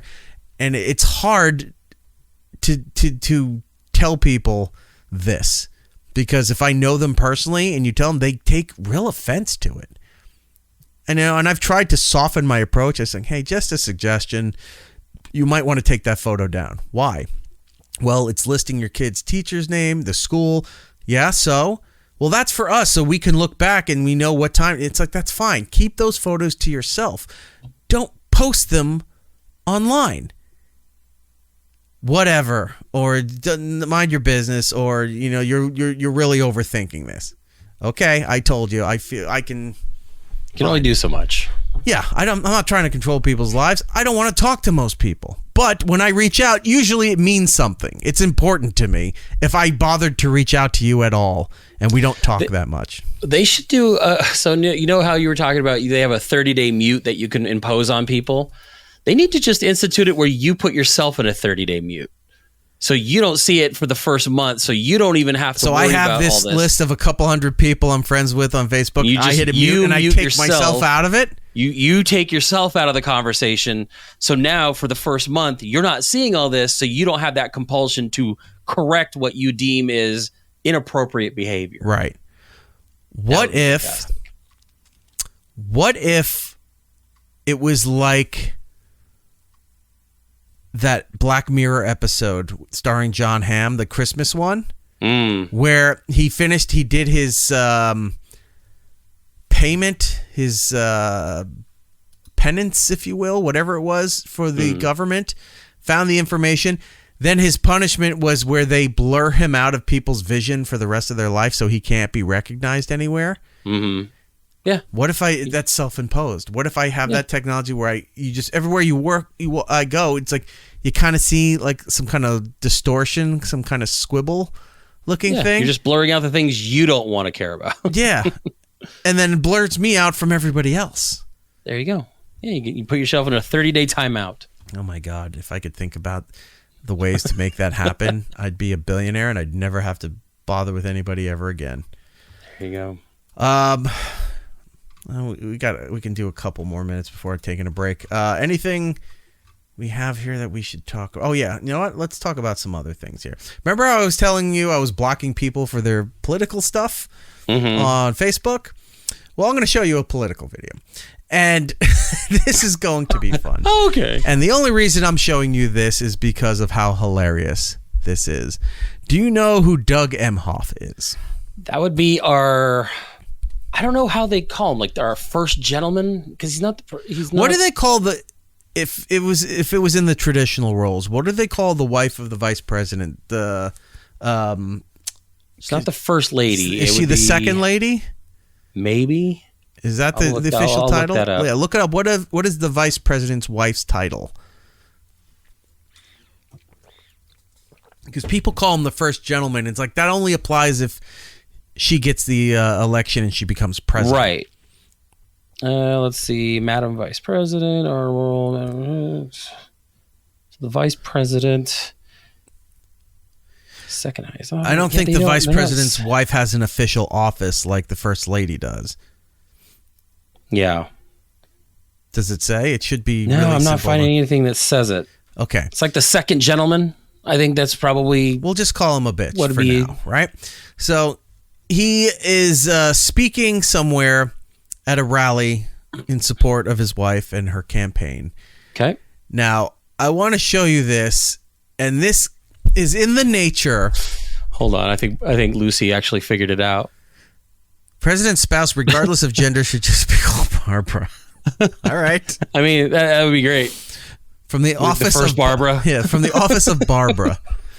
Look, Barb has some ideas, guys. Oh, the video's not playing. Can you activate the video from your end? Let me see. USA. Oh, wait. Okay. You got it. All right. Wasn't doing it for me. So he's at her rally, her speaking engagement, and he tries to start a USA chant. Listen to this here. USA. USA. So you can say it. And it just dies. It just dies. Like it's like the opposite of please clap. When Chuck Schumer was like, oh, I'm going to clap. You don't have to clap, whatever. Right. And then Jeb Bush's one where he's like, please clap. And nobody claps for him, whatever. But he's trying to start this chant, and then he just immediately left turns from the momentum he's trying to build. He hits the brakes on it. Yeah, like he stops it. Yeah. Like, do it again real quick. Yeah, so when he's like, oh, you can keep going. When you start hold on, I got to get back to us here. When you start a USA chant, or 4 more years, or something like that, right? Got to keep it going. Or wrestling, you fucked up. When they screwed up a move, right? It gets going, and then you take the step back. It's like when the Fonz shows up and the crowd goes wild. He's not going to give his line until the crowd simmers down a little bit. You have to give it time to breathe. You got to let it grow. You get the USA chant going, because who doesn't want to be part of a USA chant? They go, you let it build for a while, let it naturally dissipate, and you find your moment to then continue the thing that you wish to say. You don't just go, start the chant, USA, USA. Oh, and another thing I thought about, and then they stop, and then you stop, and now it's a fucking car wreck. Come on, Doug. Yeah. USA. Oh, wait. There we go. Here we go. Nope. Why is it? What happened here? What is going on with this? There we go. USA. USA. So. Like he got them going and then immediately tries to stop it. So this other thing I want to talk about, like that was so incredibly just awkward for him to do it that way. Yeah. Let it breathe. Let it go. And then when it kind of starts to peter out, then you kind of segue into what you want to talk about. He's so dumb. Everyone, especially, and it's not just him. I've seen it with other people. They're so focused on hitting these points that they do stuff and then try to immediately hit that point and don't read the room. Right. It's the same with like I said, like when we watched Chuck Schumer, he was trying to do that chant in a group of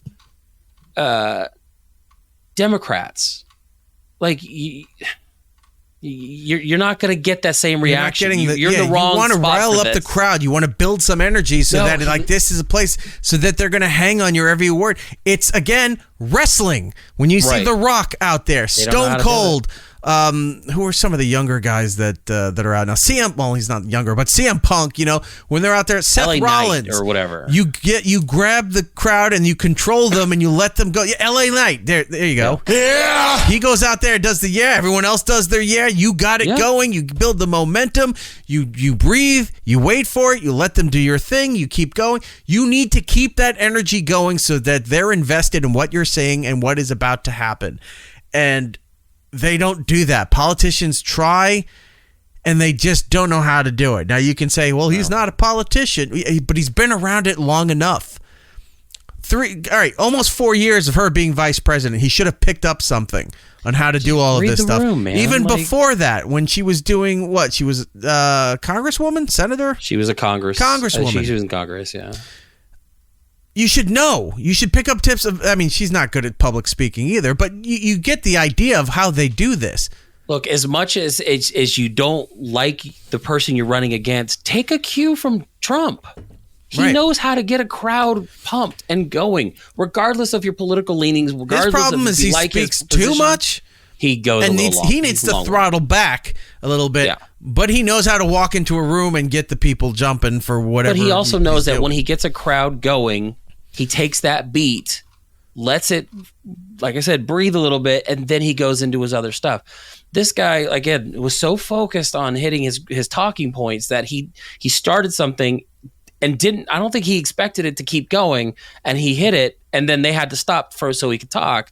They were being respectful of him. Right. However, he should have known to let that go for a minute. Yeah, he hit the brakes when he tried to build momentum and ruin the whole thing. So that's totally. And it was on Schumer him. in front of the press pool. That's why it didn't work. He was trying to get them to wrong place, be wrong into time. the Democratic stuff, and we're excited for this. This is not the crowd for that because they're not going to feed that. They have to be impartial. They need to cover the story. You're not in front of the Democratic National Convention. Save it for later. Yeah. So that was just bad planning. Like they don't know how to do this stuff. I love watching this stuff now because this wasn't even clipped anywhere. Like the news didn't have it, whatever. I just happened to catch a feed, I think on Twitter or something, they had it going, and I'm watching a bit of it, and then this came on, I went, oh shit, I need to pull this.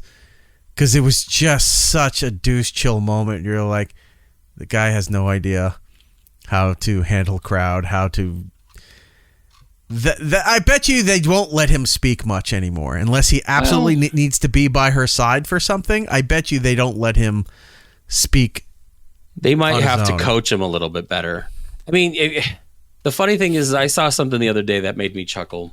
And again, I'm not leaning one way or the other, just in the show sense. Everyone knows how I lean, whatever. But JD Vance goes I lean back and do the rock away. Yeah, the lean rock back. Away. That's what we do. Right. That's the third party candidate. He just does the rock away. I saw JD Vance walk in. I'm assuming it was a donut, maybe a donut shop. Oh yeah, everyone's seen and I don't that. know where it was, but he walks in and he starts talking to the person. The person's like, he sees the cameras, and the lady's like, "Look, I don't want to be on camera," because no one vetted this ahead of time. They just walk in and do these things, trying to catch people off guard and get them in. And he's like, "Okay, yeah, we'll take you off. We'll take you off." And then he goes, "Hey, I'm JD Vance. I'm running for vice president."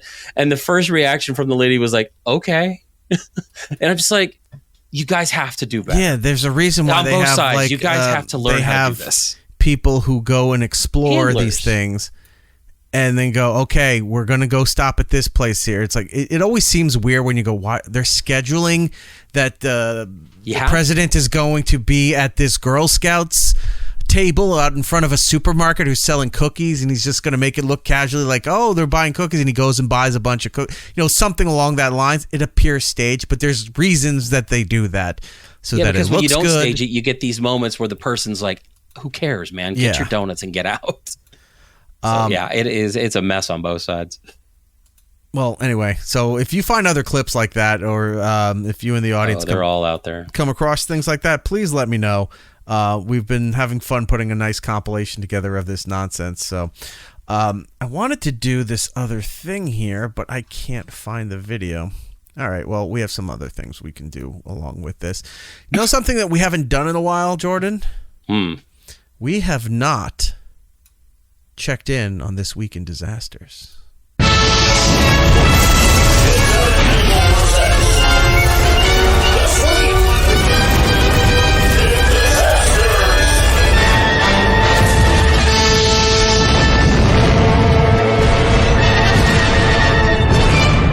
Yes, we don't have the background. We should have done the background. I do miss that sounder. Like that It's is been just so long it's so since fun. we did This Week in Disasters.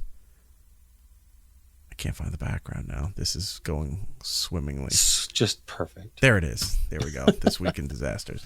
We have a few things to talk about. Okay. First part, we're going to go to right here in New York City. The tunnel that goes between Manhattan into the Brooklyn, Queens area is called the Midtown Tunnel. Okay. Aptly named. There's a couple other tunnels, several other tunnels. 2 go to Jersey, 1 goes down into Lower Brooklyn. That's the Battery Tunnel. They named it after an old governor, and I can't think of the guy's name, but it was the Battery Tunnel. You've got the Lincoln and the Holland Tunnel, probably the most famous that get talked about anywhere. On the west side going into and out of the state of New Jersey. Midtown Tunnel, not really mentioned that much. Well, apparently water started leaking into the tunnel. Now you would think, well, that's not good. So when you say tunnel, does it go under a river? Does it go under a body of water? It goes or is it under just the East River. A tunnel. Okay. Yeah. Which might as well look. It's just a body of the. It's part of the ocean where it empties out into the Atlantic. Right. Is just going up the east side of the island of Manhattan. So it's just as voluminous as the ocean. Okay. For as far as this river, it's not like a small river in the middle of the country. This is a big deal. Like ships travel through there. People are driving through, and water starts leaking. And it's pretty terrifying. Anytime you're in a tunnel that's going under any kind of body of water, you wonder, like, what happens if this thing's floods? There's nowhere to go. You're immediately dead. Oh yeah, you're a dead person. That sounds claustrophobic to me. Yeah, it's terrifying. Well, this is what was been going on here. So I'm gonna bring this video up. Apparently, they were doing some kind of drilling. Construction, if you will, and they hit something, and this is what happened. Go to this right here. A total mess, and even that isn't enough to really describe what happened today at the Queens Midtown Tunnel. Both tubes shut down after a construction worker drilled a hole and released the water from the East River, pouring into the tunnel. More than 80,000 cars a day use that tunnel. Drenched in water from the river isn't a good place to be. Here's Sonia Rincon. This is nightmare fuel. The thought of being in a car going through a tunnel when it springs a leak might rank among New Yorkers' worst fears. It happened in the Queens Midtown Tunnel's South Tube after a city contractor's drill perforated it from the outside at around 12:30 this afternoon. We determined it was the drilling contractor who drilled about a 2.5-inch hole through the cast iron liner, which is above the exhaust duct. The mayor got a look inside the leaky South Tube tonight with East River water still dribbling through the exhaust ducts as the MTA got it pumped out and patched up. Both tubes were back open before rush hour was over, but the Do you trust it? would take hours to clear, with only bicycles getting past the bottleneck on 2nd Avenue. They essentially put. Horrible. I've been in that intersection, like blocking it for. It's that guy that takes that film at that infomercial and he just slaps it against the thing and it stops the water. Yeah. Like, no, that's not holding. Yeah. No, thank you. You're taking that weird silly putty kind of stuff and then just spackling it up there. And then putting one of those metal clamps that hooks your washer hose to the foam so that it stays insulated. It's just like tin and they just like twist the little screw. Yeah, that's what they're doing. So, I don't trust that. I'm not going back in that tunnel. And Vince's like, oh, we just got it back open like the next day. No, not at all. Not going to do that. That sounds horrifying. Now, that was the news footage they showed you. I have camera footage of a car going through the tunnel before it was a known thing that this was happening. Take a look at this.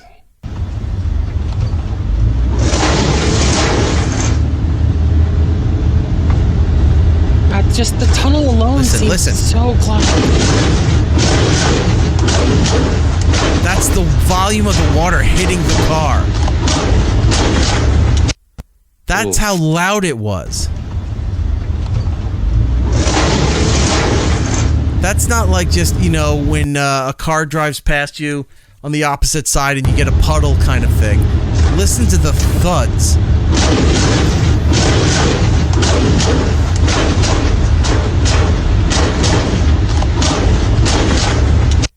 So what's crazy about that is that it's not relegated to just like one section. Like, oh my gosh, this guy drilled in here, so the first part of the tunnel has a leak. We got to fix that. That's a lot of spots that water's coming through. Yeah. So they drilled through they said the iron casing that's above the exhaust ducts, because when you're in that tunnel there, you can't breathe if they don't have those exhaust ducts working because of all the carbon monoxide from the trucks, cars, what have you. So they have air constantly circulating through the tunnels, under the water and everything, so that you can breathe going into these things. Not only did you drill the protective casing that's in the limestone and the bedrock or whatever, and you're getting water coming through, you've seen how the ocean works. It just takes a little bit of an entry for the full ungodly power of a body of water to come in and just start ripping things open. Look what happened to that poor submarine several months back, right? Or a year. I don't know how long ago that was. God, time makes no sense. You're getting that amount of water, which again, it just looks like water's coming through the vents. But you got to imagine you have an ocean above you. Coming through the vents, through a 2.5-inch hole, they said. How did that all didn't rip apart from the pressure? I don't know. But they're like, oh, we patched it. You never trust it again, because you can't just go over there and what's that metal stuff where you put it with the melting iron like that and the metal soldering iron. Yeah. You can't just go solder that thing.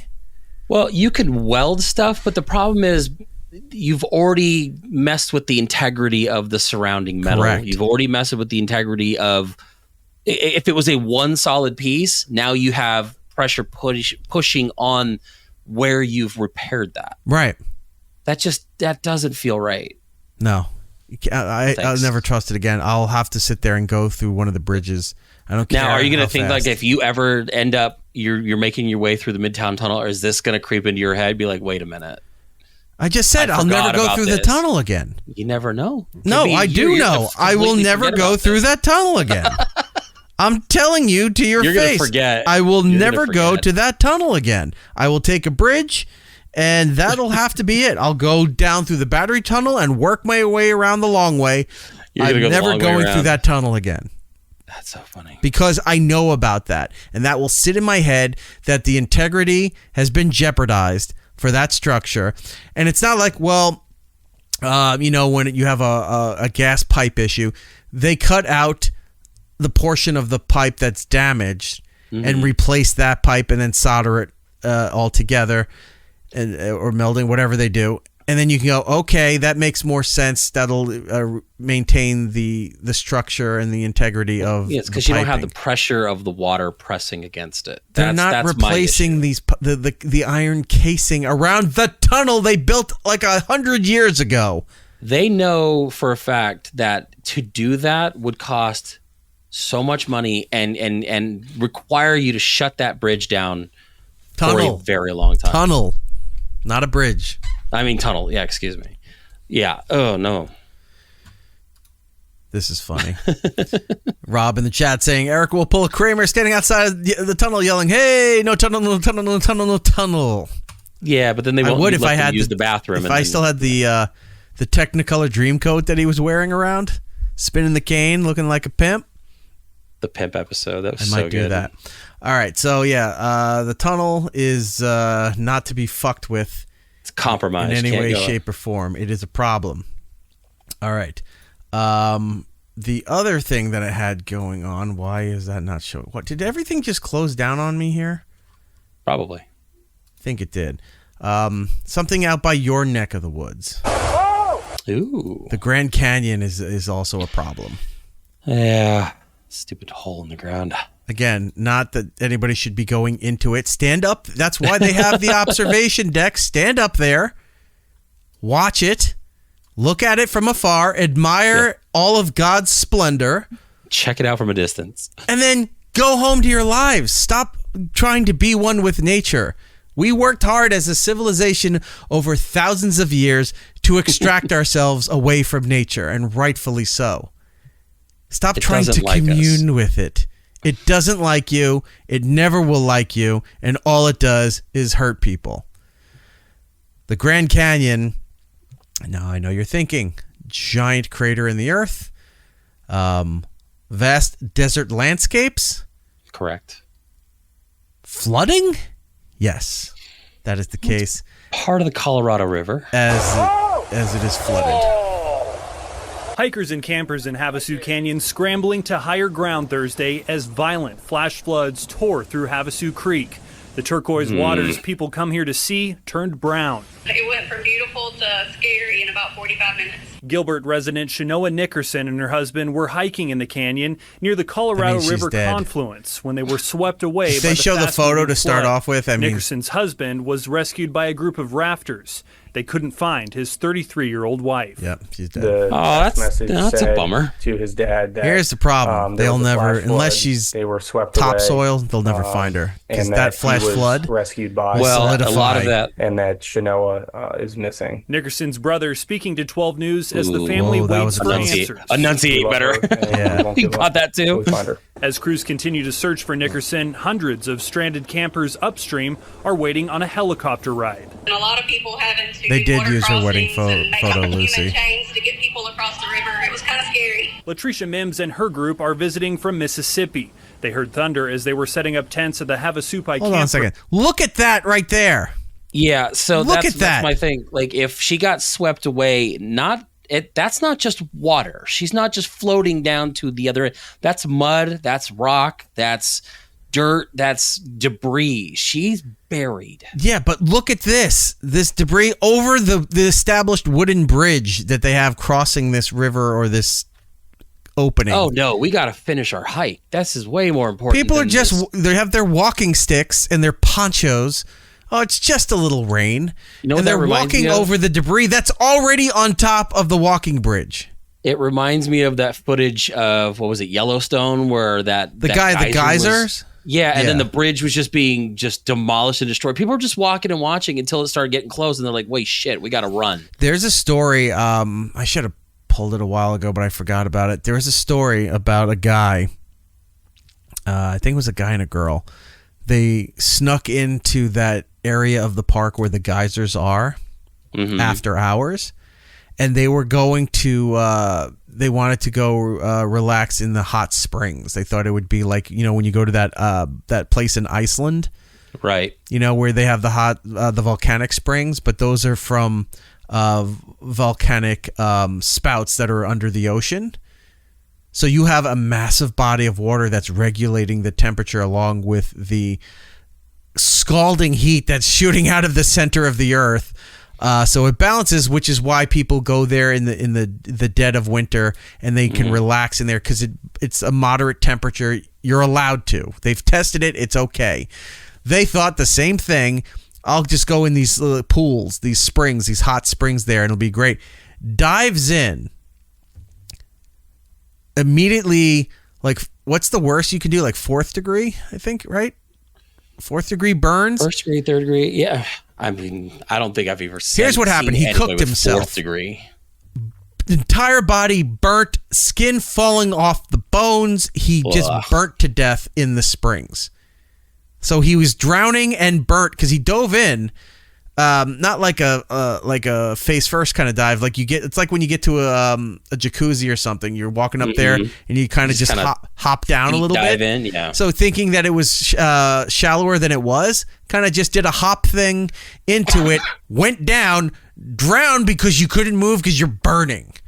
So all the horrible death things that could happen at once were happening at once, and all they found was shoes. I remember this. Shoes and something and one other thing. His bones melted. Yeah, they basically found like his leather belt, his leather boots, and then like one other thing. Yeah, that just. But it was nothing human. Demolished. Nothing human was left gone. of him. Everything was gone. Hair, bones, teeth, all of that dissolved from stupid hopping in there and doing all that.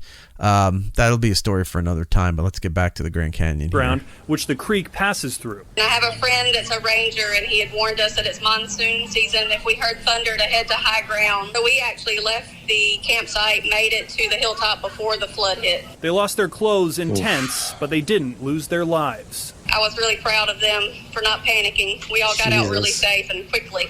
The group is now waiting for a seat on board a rescue helicopter. Mim says portions of the 10-mile trail connecting the campsite to the trailhead are impassable. There's about 200 of us waiting to fly out, 5 at a time.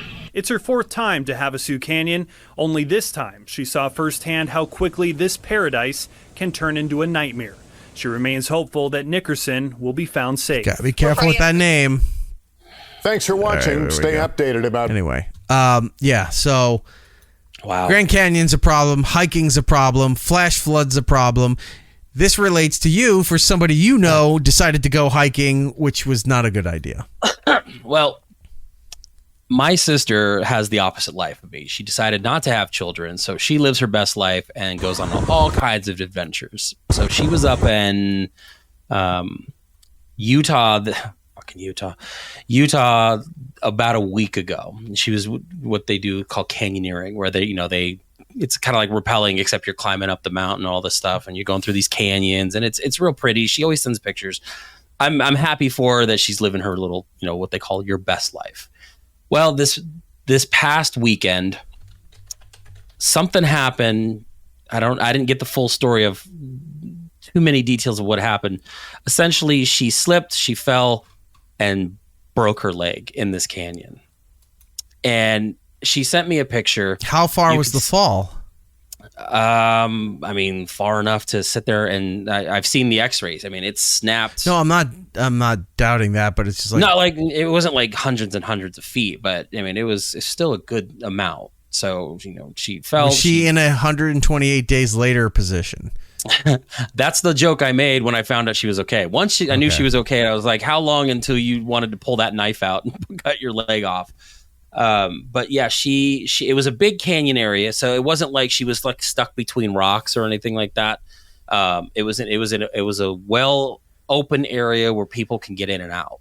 However, you can't just get out of there on a broken leg. Yeah. So I saw pictures of her. I mean, they're all safe. They can't get emergency vehicles in there. No. So what happened was they had to send friends ahead of time out of this canyon, go get rescue services, and then bring them back. That took 3 hours. Oh my God. From leaving to getting the rescuers to her, 3 full hours. That's not the same kind of time frame you're going to get when you have to have someone on a stretcher. So they got her leg wrapped up. They got some, meds into her, wrapped her up a little bit. She's just been sitting there. Like one picture she sent me, you could see her leg is straight, knees are both pointing up, but her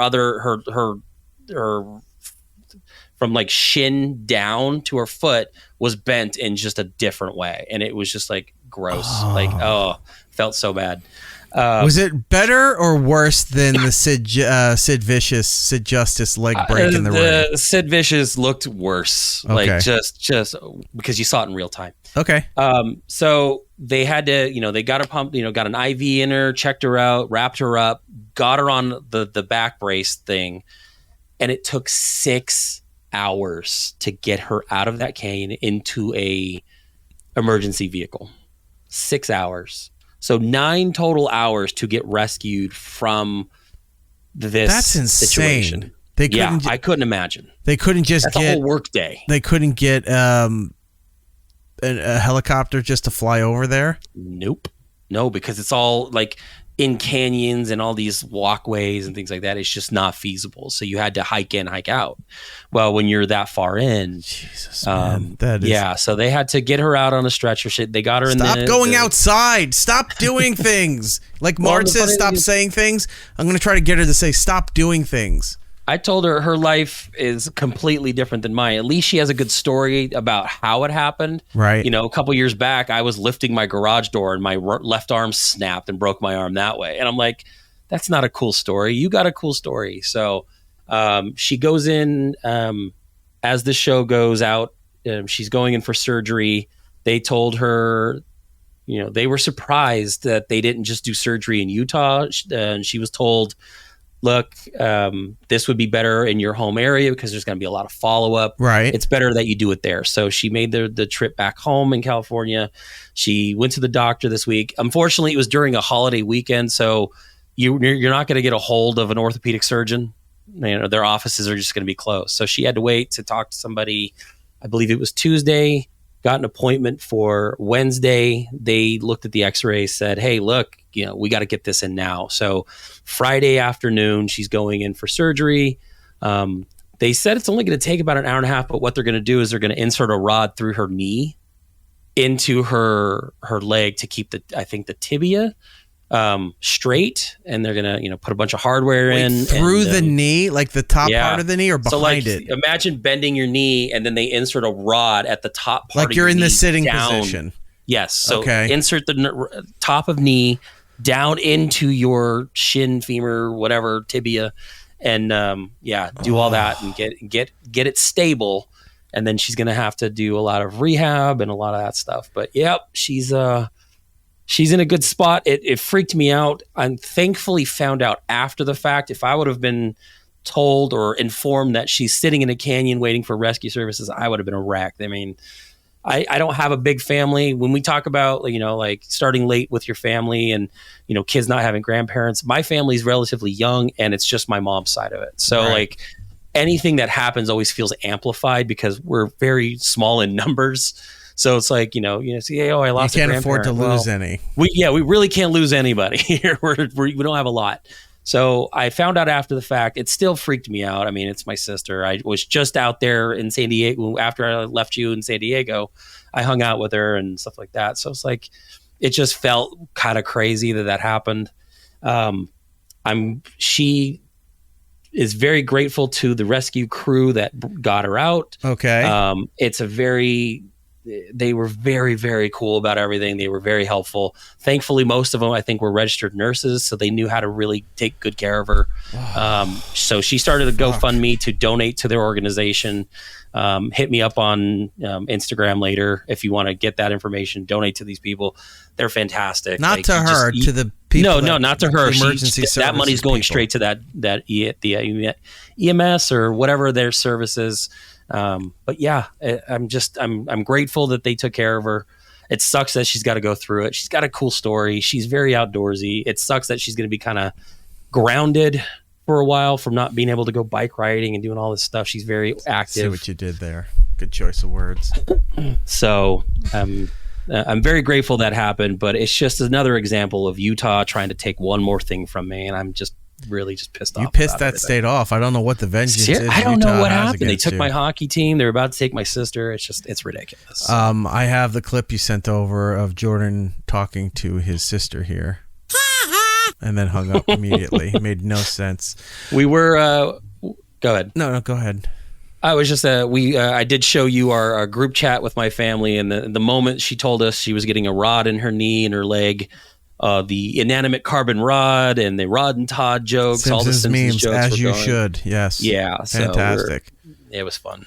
So hopefully after tomorrow we'll know everything is looking good. I mean, I'm still nervous. It's still surgery. That's always a big thing. So Jared in the chat saying they should carry a spot emergency device on hikes like that.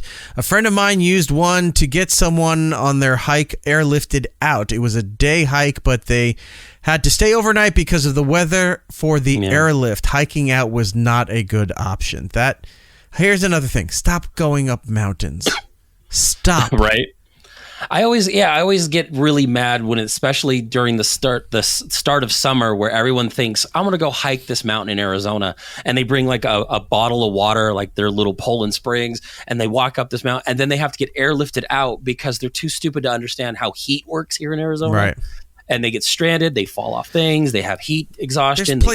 It's so dumb. There's places around here because technically I'm in the mountains. I'm in the Appalachian Mountains here on the East Coast. And people always tell me about they go to places in Pennsylvania and down in parts of Virginia and stuff where they go hiking. Sometimes they're up in upstate New York doing all that. There's an area not far from here called Jim Thorpe, Pennsylvania. And there's people that go there, that they go for day trips. You can go, canoeing and kayaking and hiking and picnicking and all that stuff. And I actually know a person that them and their girlfriend went hiking in Jim Thorpe, Pennsylvania, and she fell to her death. And, that was a whole thing. There's a lot of air quotes going on. It was speculative. But, we weren't there. None of us were there, so we don't know for a fact. No witnesses. It still, to this day, seems very questionable, especially the aftermath of it all. But, again, don't go hiking. Don't go to the mountains. View it from afar. You don't look and go... It's like there's people frozen on Everest, and they're now markers. They're landmarkers. Once you get to the part with the guy in the green jacket, that's your turning back point until you reach the summit. Like that's what they have. The frozen dead people are landmarkers to find your path to the top. Right. That you enough. Take a left at Steve, and then you'll be fine. That enough should tell you this may be not really a good idea. And even power bars. I mean, I support everything with the power of applesauce or whatever those bars are. Power sauce bars that just turned up to be ground up Chinese newspaper. Wu Zhangping still got deposed? Stop going hiking. Stop doing things. Stop going to concerts. People, what's going on with you? Eric just wants to stay inside. Yeah, just stay inside. Safe. There's no weather here. Your best life away from everybody. Stay out of tunnels. Don't go hiking. Right, don't two go to last concerts. videos to get out of the way here. One is in, again, your neck of the woods. We love our controversies. There is. Arizona just needs to be... we have to be all in the eyes on limelight. us at all times here. Are you aware about in Phoenix, a car crashing through a living room? Oh my God! Yes, I just saw this the other day. Okay. Yes. All right. Let's check this out here. Hold on. Here we go. When a driver crashed into their living room and now they're... Hold on a second. Before we even get into that, look at the temperature. 5 p.m. and it's 101 degrees. Oh, it's cold outside then. I hate your state. ...their living room and now their home needs $30,000 worth of repairs. Build a new house. The crash was all caught on camera. I feel so bad for the dogs.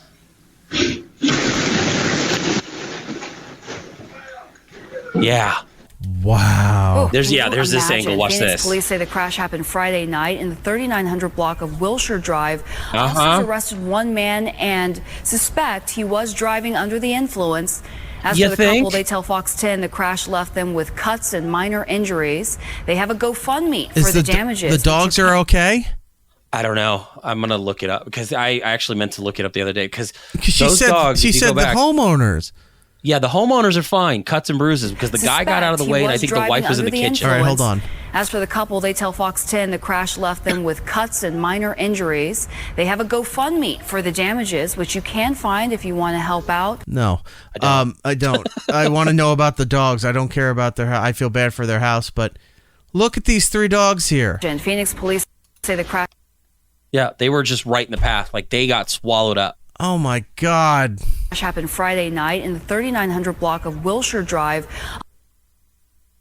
I can't continue with this story. I did not see the dog thing until... Yeah. Okay, so good thing about this, the 4 dogs seen the video escaped without any injuries. A quote: "They're alive. They are sore and scared. No injuries were found, but definitely a vet visit will be in play when we have funds to cover it. The incident destroyed everything. So so Beth the dogs Clark in the chat. National News coverage said the dogs were okay. Oh my God. Yeah. I would have donated immediately to the GoFundMe for the dogs. Right? I don't care about their stupid, shitty IKEA TV trays and that cheap television they had on the wall. That's just, I saw that I think yesterday, and I was like, what the hell? I couldn't even imagine, like, just half a moment earlier, you're standing right there and you're just getting plowed by a fucking Mustang coming through your wall. Fucking terrible. Oh. Last thing, moving on to some happier news. Lighter news. In This Week in Disasters. This comes from the area near our pal Gabby. Yes. Down in Mexico City. There was a storm. Apparently they have Six Flags Great Adventure down in Mexico. Yeah. I know Six Flags has many locations all throughout the country. I think they even have some in Europe. But yeah, they have a Six Flags in Mexico. Okay. Let's see if I can find Gabby's notes real quick about this. But so they have a theme park going on, and this area is prone to some really bad storms. So, I lost her thing. She told me these storms come through, they shut the park down, and you can't go back on there until the storm's gone. It's not just like rain and everything. It's a whole weird temperamental area. Very tropical. Right? They closed the park with people on rides, and they were stuck on the rides. They had to sit on the rides through the storm because they closed the park and everybody left. I'm not kidding. Check this out. No, thank you. Nope. I wouldn't even be on this ride to begin with. They turned the ride off because of the storm. And they cleared the area. They shut the park down. Nope. These people are stuck in the air. And it's not just rain, it's high winds. Yeah, you could hear it. The operators left. They were not there. They didn't even turn it on to get the people down off the ride. Yeah. And again, like, this isn't just like... See, there's the storm it's just coming. Completely dark. Yeah, they're screwed. Yeah. Oh, no thanks. Like, I couldn't... I like roller coasters. I'm not big on heights, but I like roller coasters and stuff like that. I will not get on one of those types of rides. Yeah. There's no chance you get me in a seat held by 2 chains you can buy at a Home Depot. No. Mm-mm. And to be stuck there in that is just as bad as being stuck in that tunnel with all that water. That's the storm, oncoming storm heading your way. Nope. You're in parts of the storm, and then you're stuck in this position. Nope. I wouldn't even... No, there's no chance I'm on that ride. Oh, look how high up they are. I know. It's terrifying. It's terrifying being in a ride like that to begin with. What is that, like 300 feet? Rob in the Maybe chat more? saying that's some Jurassic Park Right, style they spared shit. no expense. Except when it comes to getting these people off of there. Jared saying I would poop my pants. I'm with Jordan, not getting in the way, getting on this thing in any way. When I was younger, I used to like the ride that was sort of like this, where you would sit on, essentially it was an adult version of a swing, a child's swing in a playground, right? You would sit in there, it would lock, a bar would go across your lap between the 2 chains, and you would have one chain coming up the middle to like block you from sliding out under it, right? Mm-hmm. That's all you had. And then they just spun and you it would around. spin you around. And when I was a kid, I thought that was a fun ride. I don't even like Ferris wheels. But then, no, thank you. Yeah, I'll have a problem with them too now. But at that time, as a kid, teenager, you're like, this is fun. You know, you're swinging around, you're seeing everything. You're thinking, like at a Great Adventure, that kind of thing. Well, there's security measures in place and all this stuff. There. OSHA's going to be okay. So you're going to be fine. Now, getting a little older, and you start to see that ride at state fairs, which are essentially in the parking lot of a stadium. That they built in half a day. Right. And you see those rides going on. It's like, oh, yeah, I like those rides. Wait, I don't know if this is insured. I don't know if this is even inspected. I'm not going. Toothless carny named Chet. You start realizing, you go, I don't think this is safe. At one point, I saw they had a ride where I forget what it's called, but it's like you guys are sitting in essentially like a car, right? We'll call it a car. So maybe like 3-4 people across and then a bunch of rows in this rectangle, right? And it's angled a little bit, and it has bars that go up to a fixed point and then have a peg on the top from the fixed point. And it rocks like this, right? So eventually it goes halfway up here, and then it swings back down, goes halfway up here, and goes like back and forth. And then sometimes it builds the momentum that it goes up really bad, and it's upside down, and then it swings back down again like that, right? So one time I'm at Great Adventure in New Jersey. I see this happening. I'm like, oh, that's terrifying.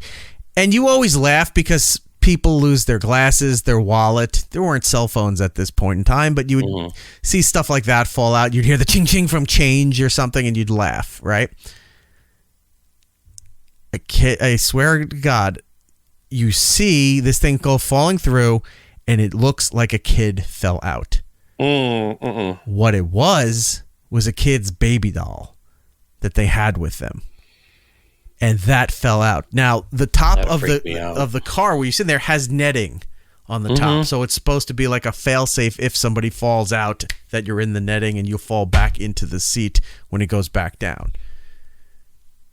It goes through the netting. Like there was a hole or something in the netting, and you just see the thing fly down. Everyone's screaming. People thought a kid. And then the ride comes right down, like super fast, right over it.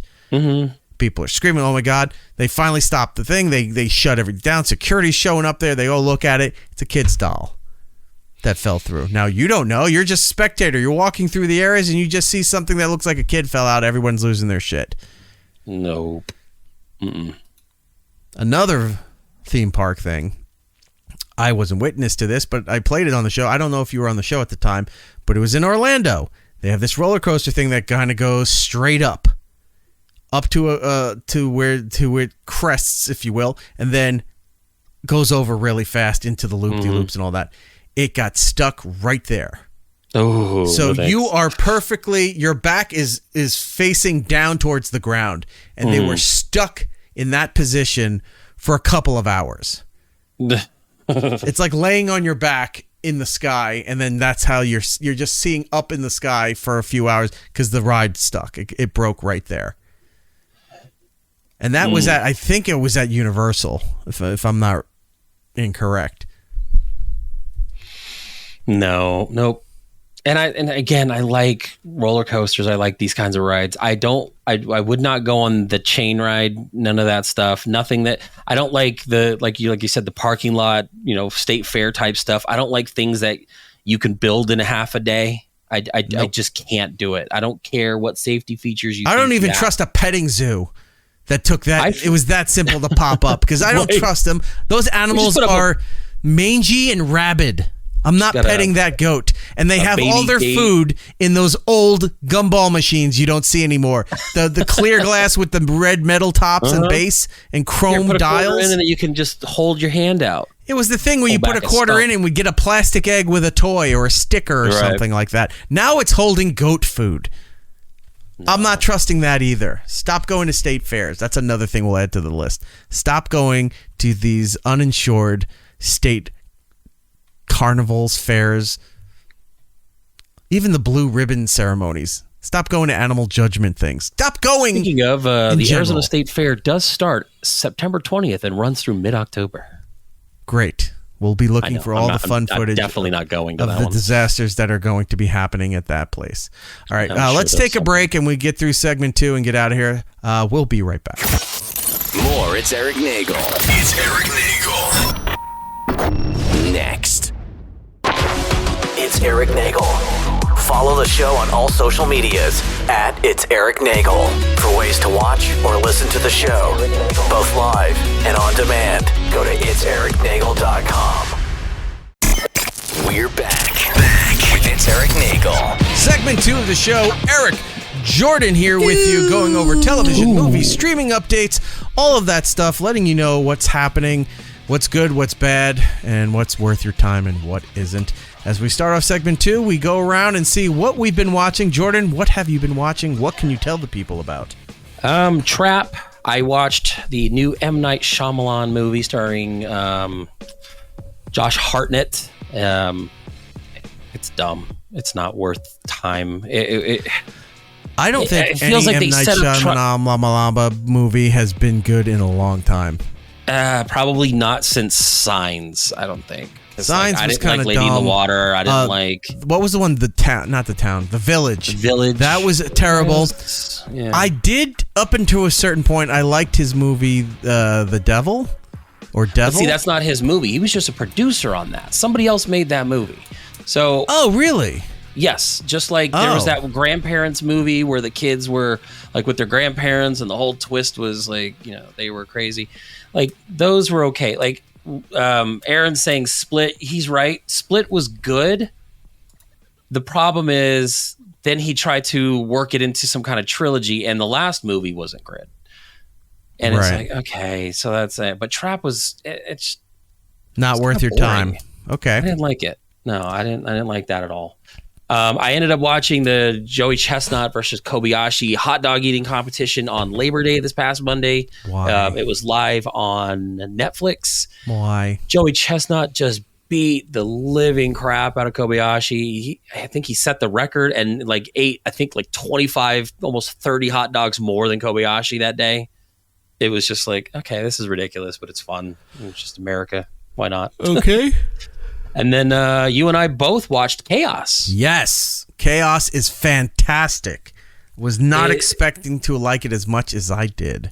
Yeah, I started watching it, I think, that night after the last show because it was live. So I was like, I'll put on the first episode. First episode goes by, and I'm like, I'm going to watch the second episode. And I in 2 days, I blew through all 8 episodes, and I was all in, just fully all in. I had told you guys, look, check it out. It's good. You watched the first episode, and you sent me a message that got me a little scared because I was so into it, and I hyped it up a little bit. And then you were like, watching the first episode, I'm kind of, I still don't know what to feel. I don't know what to think or something to that effect. I said, this is ridiculous. And I wasn't sure where you were going to lean on this. And I'm like, wow. And then you just sent me a message 2 days later. You're like, I finished it up. That was awesome. And I loved it. And I actually got aggravated because it's only 8 episodes. They're about an hour each. And in the eighth episode, I was like, they can't leave it at this point. There has to be I didn't count the episodes. I'm like, there's probably a 9th and a 10th episode. Nope. And then I see the preview for how Netflix tries to suggest something else for you to watch? Backdoor another episode of something else. Yeah, and then all of a sudden it's like, boom, perhaps you'd like to watch this. And I screamed, no, and I hit pause immediately on my computer. I was like, what the hell? That's where they ended it? And it's a good spot to end it. It's a great spot to end it, but you said this, and it's very prominent point to bring up here. Netflix has a history of canceling great shows. Yeah. And that's my worry. I would be livid if they cancel this show where they ended it because there's some really cool shit coming. Right. I don't know what it is, but they're showing you what the next stage, I guess, is. And I'm like, I want to see more of this. And this is where we're stuck. And I got to say, and you and I talked about this, you know how we've gotten to the point now where everyone, call it DEI or call it diversity hire, all this stuff, they, excuse me, they succeed where a lot of these other shows fail. And they cast almost everybody in their role perfectly. Not one person in the role that they're playing felt like it was weird or given to them or whatever. At first I was kind of on the fence on Jeff Goldblum because I was like, oh, is he going to Jeff Goldblum it up? Is he going to be over the top? He did in the right spots. In the right spots, yes, but he played almost against his normal character. Remember that clip that went around? We used to play it on O&A all the time. I think it was like Death Wish 3 when he was in the gang and he was beating up the woman that they were sexually assaulting. Mm-hmm. And the way he was acting in that way, and he's like, God damn, Rich C, I hate Rich C's. And he's, how vicious and dark he fucking got. He got dark in this. That was the other side of his character. Right. In this and thing. and it worked perfectly. Like, Hera was cast perfectly. I liked Dionysus, his son. He was fun.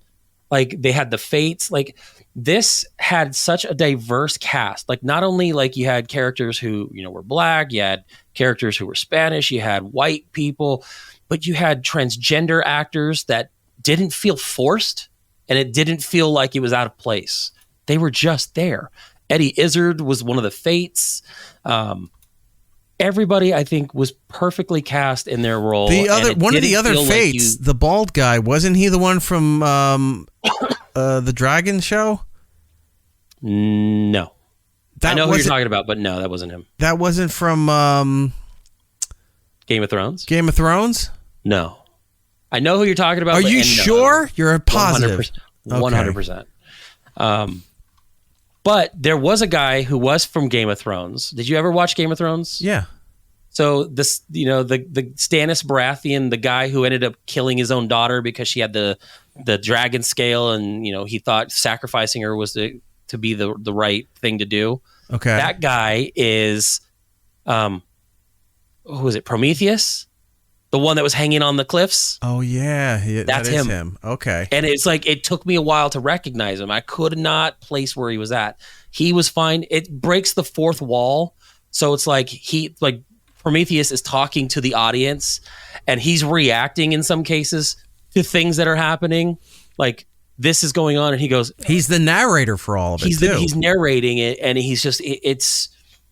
I don't want to spoil this. Like, hold on. Before you go any further, for everybody out there that doesn't know what we're talking about, so KAOS is a modern-day version of the Greek gods. So it's like we're in modern times, but the Greek gods are here. Like, they're part of our life in today's day and age. So it's a modern telling of their stories, their tragedies, all of that stuff. Sorry, go ahead.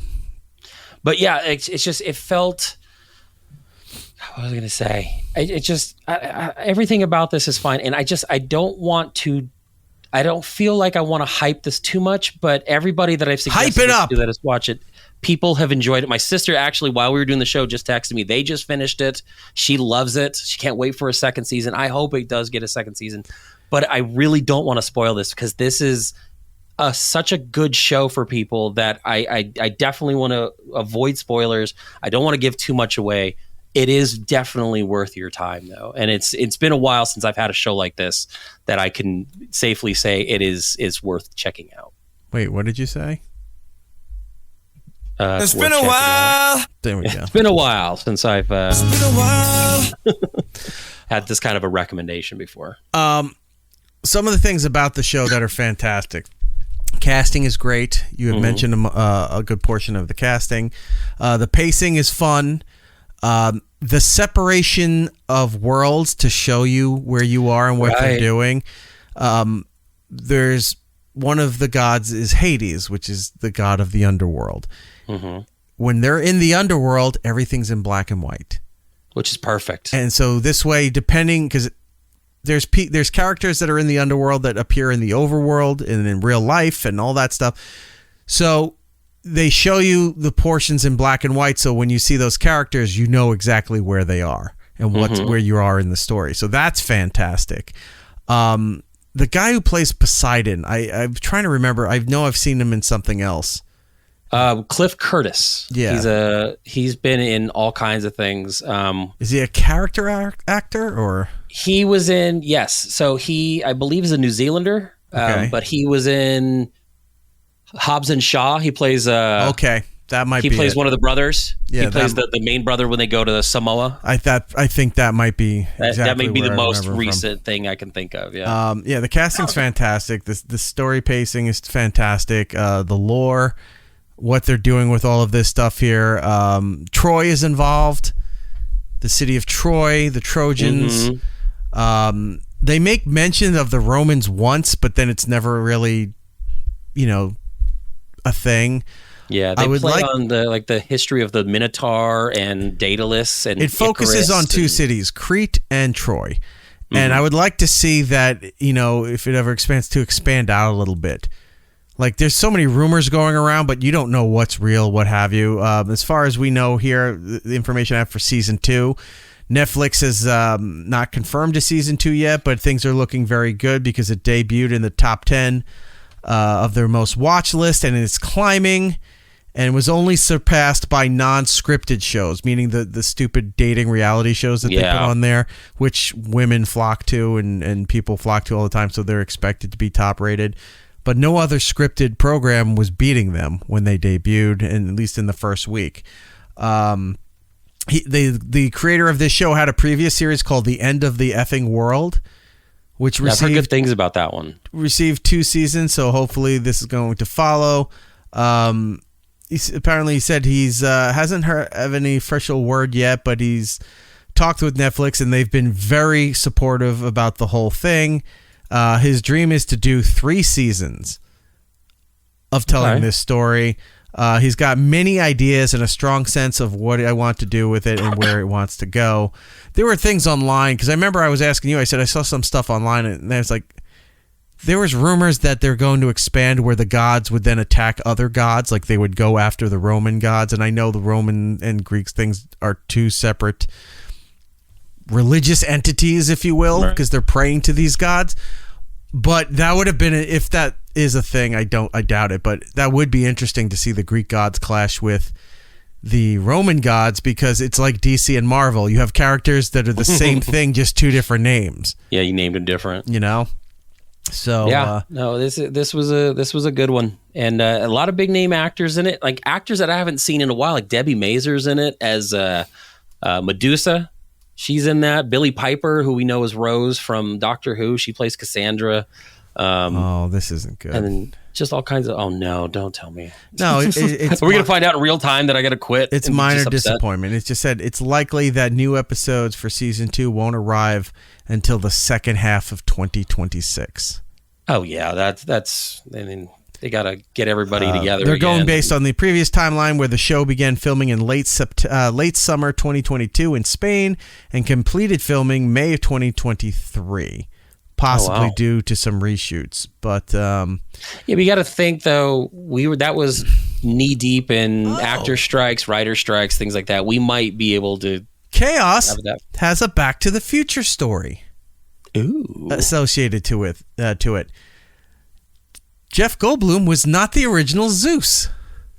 Oh, who was the original Zeus? The original Zeus, who had to back out after time schedules and availability, Hugh Grant.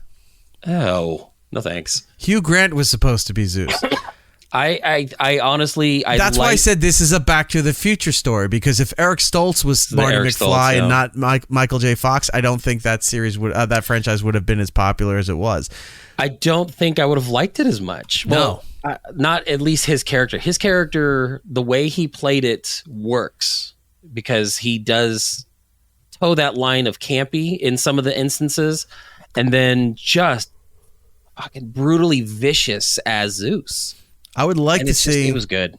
I would like to see one thing this show. Another thing, not one thing, but another thing this show had going for it was it had like Deadpool level casting, meaning they only had 2 of the X-Men available for the first Deadpool movies.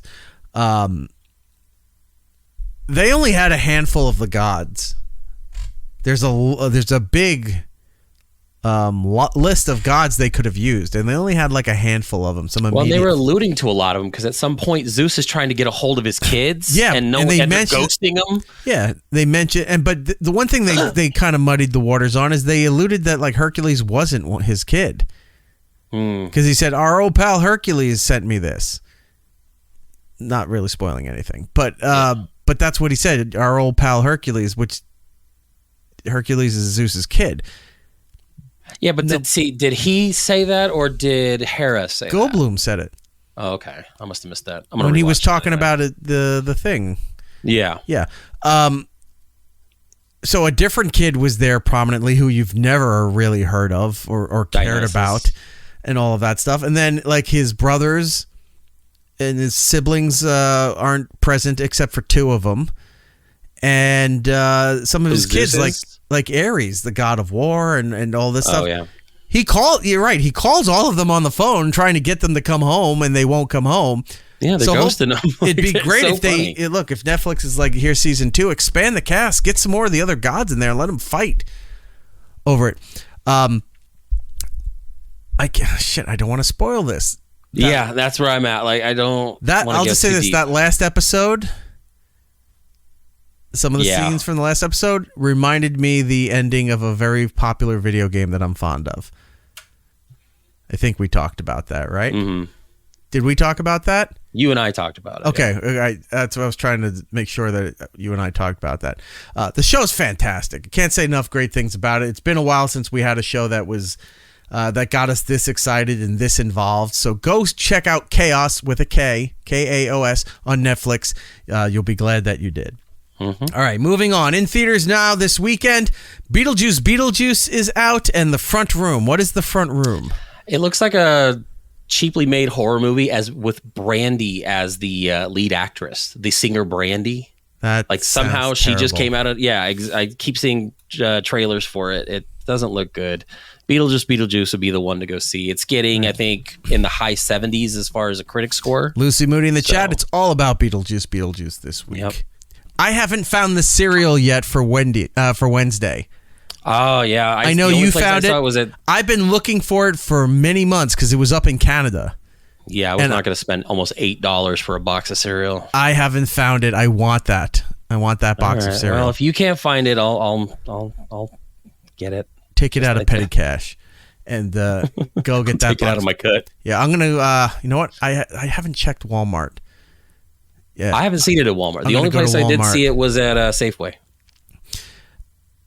I'm going to go take a look because I tried some of the supermarkets around me. I tried Target doesn't have it. I'll see if Walmart's got it.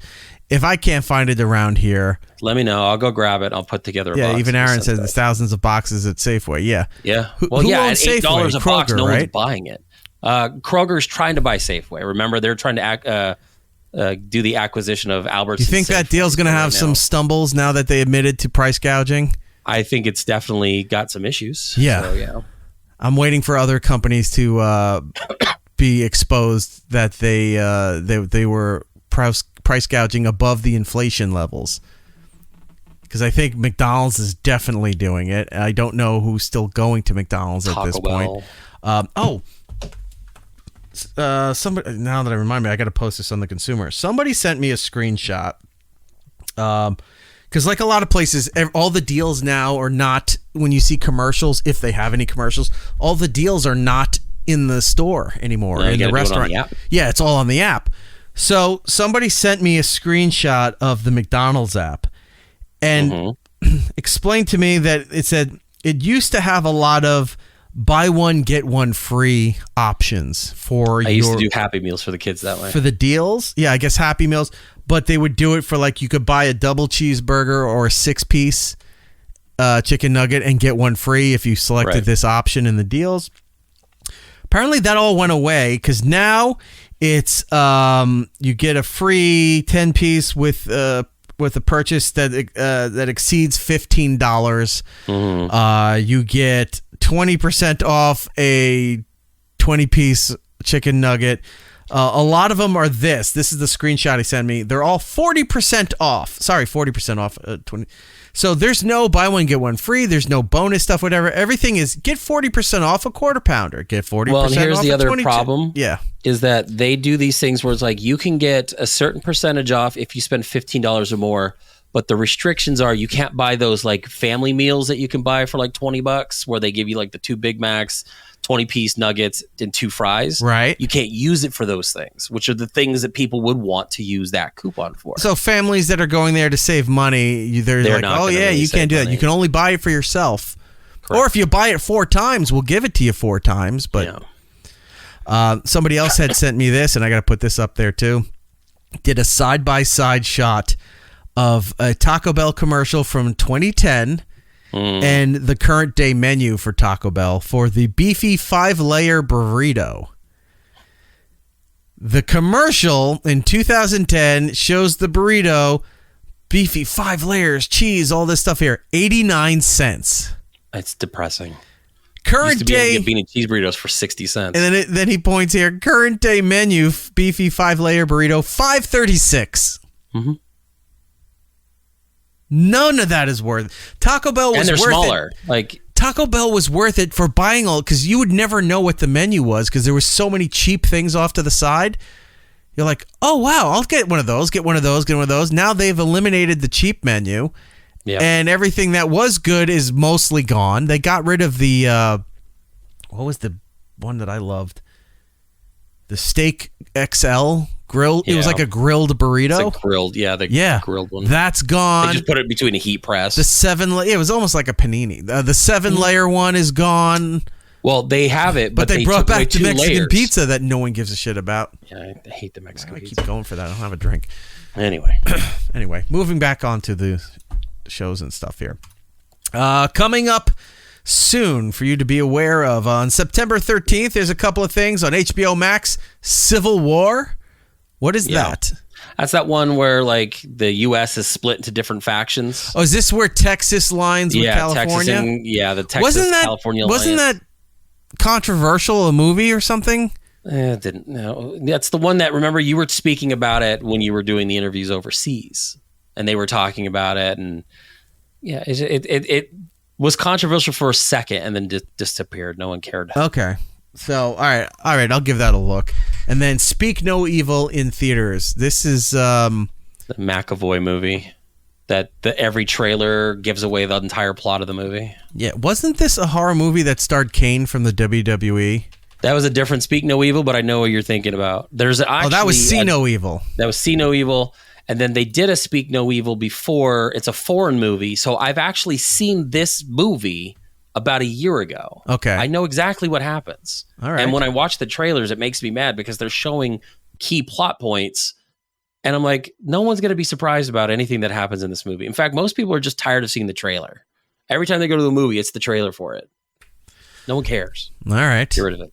Oh, that's next week. The week after that, Disney Plus, September 18th, is Marvel's latest television entry, Agatha All Along. I am looking forward to that. I know a lot of people aren't. I kind of am too. I'm kind of looking forward to it. The advertising has been fantastic. The posters that they make, it looks like a cop thing. It looks like a horror movie. It looks like a few different things mixed together. A Rocky Horror Picture Show spinoff with her. So you get the big red lips, but then she's like on them. Yeah, they just putting her in all kinds of different properties for as far as the advertising goes. It's good. September 19th, The Penguin, the solo series, which I can't imagine. What if Tony Soprano was a penguin? I can't imagine that's good.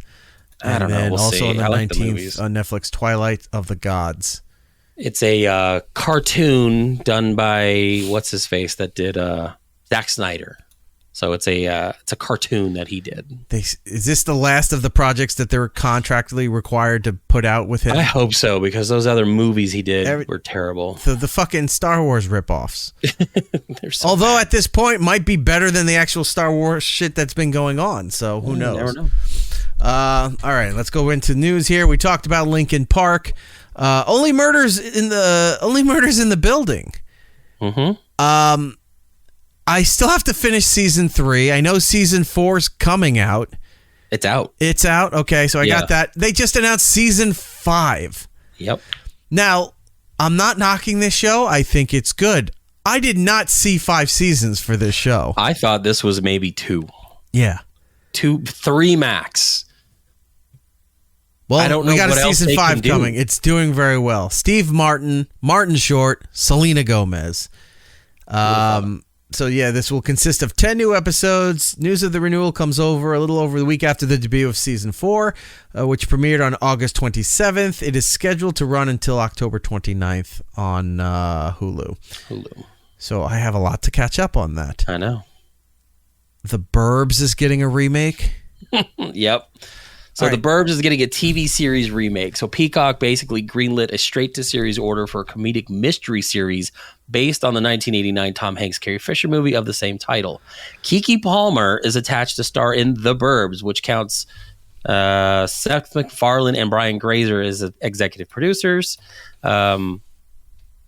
Palmer is basically going to play half of a young married couple who return to the husband's childhood home.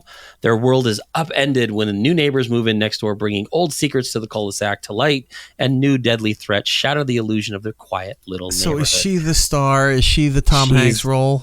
She's probably going to be what, I would say the Tom Hanks role is. I think it's a terrible idea. It's like when they tried to do Who's going to play the old Uncle man? Buck with, Who's going to play the old military guy with the guns? No, I just rewatched that movie What's the actor's name? He's been in a lot of things. I'm forgetting his name. I have to look. Old man shoots gun, Burbs. Corey Feldman? No, not Corey Feldman. But he's in it. I know he's in the movie, but it's not him. I love this neighborhood. And then the guy from Laugh-In was the father in the creepy house. You got Bruce Dern. Bruce Dern, thank you. Yeah. Corey Feldman, Carrie Fisher. He's fantastic. Henry Gibson from Laugh-In, you're right. Henry Gibson, yep. Yeah. Yeah, that sounds terrible. That sounds terrible. Look, I know I've always said, there's been properties that probably didn't do well that could use a reboot. Instead of rebooting popular things that were already successful, try some ones that didn't succeed and see if you can make them succeed. How do you make this a series, though? Is the Burbs is a cult obsession, if you will. A cult fan favorite. I think it's a... Was it a successful movie? I don't think it was a successful movie. I think it is. So then this movie. falls into those perimeters where it qualifies, is that you're trying to reboot something that was not. But the thing is, I feel like it's a product of its time. Like people, they always talked about the suburbs being this or that. You don't have those kind of discussions anymore. The neighborhoods aren't the same. It's like saying, let's remake Friday. Well, neighborhoods aren't the same like they used to be. I don't know if you can make Friday the same way. Just like you shouldn't be making the Burbs. Well, if that's the case, they should make Friday with all white people. But we'll call it Saturday. Do it. And set it back in that time period where, the Friday starts with a fight, a commotion, you will, at a Blockbuster where they were fighting over the last movie available. I want Titanic. It's got 2 tapes. Yeah. So dumb. I know. Well, the Burbs is not worth our time. I think I see a super chat coming in there. Dominic Vaca, I hope that is your name, with a $2 super chat. Are you interested in the Netflix documentary of Vincent McMahon? I am very interested in seeing that. And Jordan and I were talking about that before the show. That comes out on Netflix September 25th, so you got a couple of weeks. Here's what's interesting. He's a part of it. Mm-hmm. He's doing interviews. He's giving you his takes on everything. And this was right up until the allegations happened or came out, however you want to phrase that. So this, in all consideration for this is all recent stuff right up to that one point. Like, it ended right before the allegations came out and he left. They're going to have to do what they did with the Late Shift movie on HBO, where it says Letterman was kicking Jay Leno's ass, and then they had to put in the subtitle, until this date when Hugh Grant showed up after being arrested for prostitution, and then the Tonight Show was, they got to add in that footnote, if you will. They'll probably have to do that at the end of this, but you're getting everybody talking about him, for good or for worse, for better or for worse, good or bad, however you want to put that, right up until that period of time happened, that incident came to light. So it'll be interesting to see everybody's reactions, everybody's takes. It looks like everybody's in it. Mm-hmm. I saw Eric Bischoff. I mean, WWE wrestlers are in there, but I saw Eric Bischoff. I saw something, I think Paul Heyman's in it too. Be interested to see some of the other competitors he had, like Vern Gagne's family or Jim Cornette. From when, talking about when he took the company over from his dad and started making it national, not respecting the territories, all of those things. That'll be fun. And just to see about, dealing with Vince, saying, like, some of the clips I saw where he's like, Vince is an asshole. Vince doesn't fit into the universe, so he made his own universe. And he's the king of that universe, whether you like it or not. I'm wondering if they cover any time frame after all the allegations. Like, maybe they don't like they solely throw focused something because in. it's such a like it's ongoing. I so think you they can't have really... to. Maybe it's like if this is a one-piece documentary, that's one thing. But if it's like a series, like there's episodes, that last episode has to address it. Like they gotta add that shit in towards the end. Maybe, yeah. Because even right now, like nothing's out. It's been accusations, and the company said he's no longer part of the company. But you know, it's wrestling. Who knows if this all gets dropped or if it goes away or if she comes out and says this wasn't exactly what it was. Whatever happens, that doesn't result in him being found guilty or doing jail time or something like that. Who knows? I mean, WWE's in a way different spot now than it ever was before. One, with Triple H running it, and two, with TKO owning it. And they're taking more chances. They're doing more things. They have TNA wrestling coming in to wrestle NXT wrestlers. Like they're what they call the Forbidden Door. They're allowing other promotions to come in and send some of their people over. Like they're borrowing the Royal Rumble last year. They had the TNA Women's Champion show up in the Royal Rumble because that's 30 people. You don't know who's coming through at one point. She comes out to her music. Her Titantron stuff is all up there. They say TNA Knockout Women's Champion, or I think it's called Knockout or something. It's like, that's unheard of. Vince would never allow that unless he had some vested interest in the company. So I'm very looking forward to the Vince McMahon documentary to see what happens with that. All right, moving on, and we got to get out of here. Masters of the Universe casts its Evelyn. I like the actresses. I think they're in the wrong roles. Alison Brie, you know her from Community. You know her from Glow on Netflix, which Glow was a great series as well. Has nabbed the key villain role as Evelyn in Amazon MGM Studios and Mattel Films live action take on Masters of the Universe. The actress joins Nicholas Galitzine and Camila Mendez, who I said I knew from Riverdale. She was Veronica Lodge from Riverdale. I think Camilla would be more interesting as Evelyn. I agree. I think just her complexion, her hair, just everything about her. She has the look, like and if you've ever seen her as Veronica, some of the things she brought to the actress's role there, or the character's role, I think would have been great, because Veronica can be despicable at times. So this would be great to put her in as Evelyn. And Alison Brie is too... Look, when they tried to make her... They tried to slutty her up a little bit for Glow and make her, more of a brawler, a who gives a fuck kind of person. You're still looking at her and it's like, yeah, I kind of don't believe that she's that mean. Do you think they're trying to skew like the villains to be older actors, even though... You don't think that Alison Brie is that old? She's like 11 years older than Camila Mendez. Like, so if they're skewing your main heroes to be a younger actor generation where you can keep them in this role and maybe do a sequel or a spinoff, maybe that's why they're casting the way they are. But if you watched the animated Masters of the Universe that Kevin Smith did for Netflix, and if you watched, there was a series in the 2000s that they did on the Cartoon Network for Masters of the Universe. What they reveal in those two different tellings of the stories, that Evelyn is a lot more prominent to all of everything going on than you realized. She plays a big role. She's I especially liked her in this last series when Lena Headey was doing the voice. Right. She's a lot bigger in this story than just the basics when you think He-Man, Skeletor, Man-at-Arms, the Sorcerer, Orko. Like, there's basic characters that you think are the majority of the stories. Evelyn was part of a lot of it, especially who her dad was when they do the dad reveal and all of those things. She pertains to a lot of this stuff. So giving it to an older actress thinking that, they may not be around for a while, I don't think you can tell that story anymore because she's too prominent a role in the storytelling with all this. Outside of that nerdy nonsense, I like both actresses. I think it'll be good. I just think they're in the wrong roles. That's all. Yeah. I think if her being evil and sultry, Camila Mendez is the Evelyn role, especially if they got to dye her hair white. Like, people don't know that when she doesn't have her headpiece on. She's got like a white Annie Lennox crew cut happening. And it looks awesome. So who knows?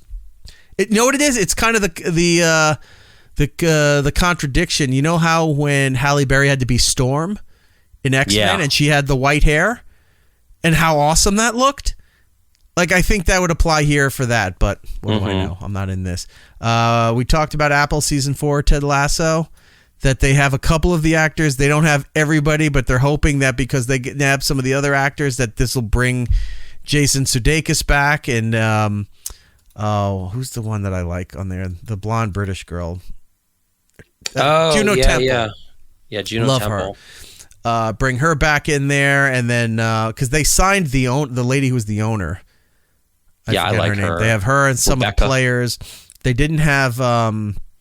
Apparently, Jamie Tartt's not coming back. Yeah, I said Tart. Jamie Tart has not been signed for it. Who knows?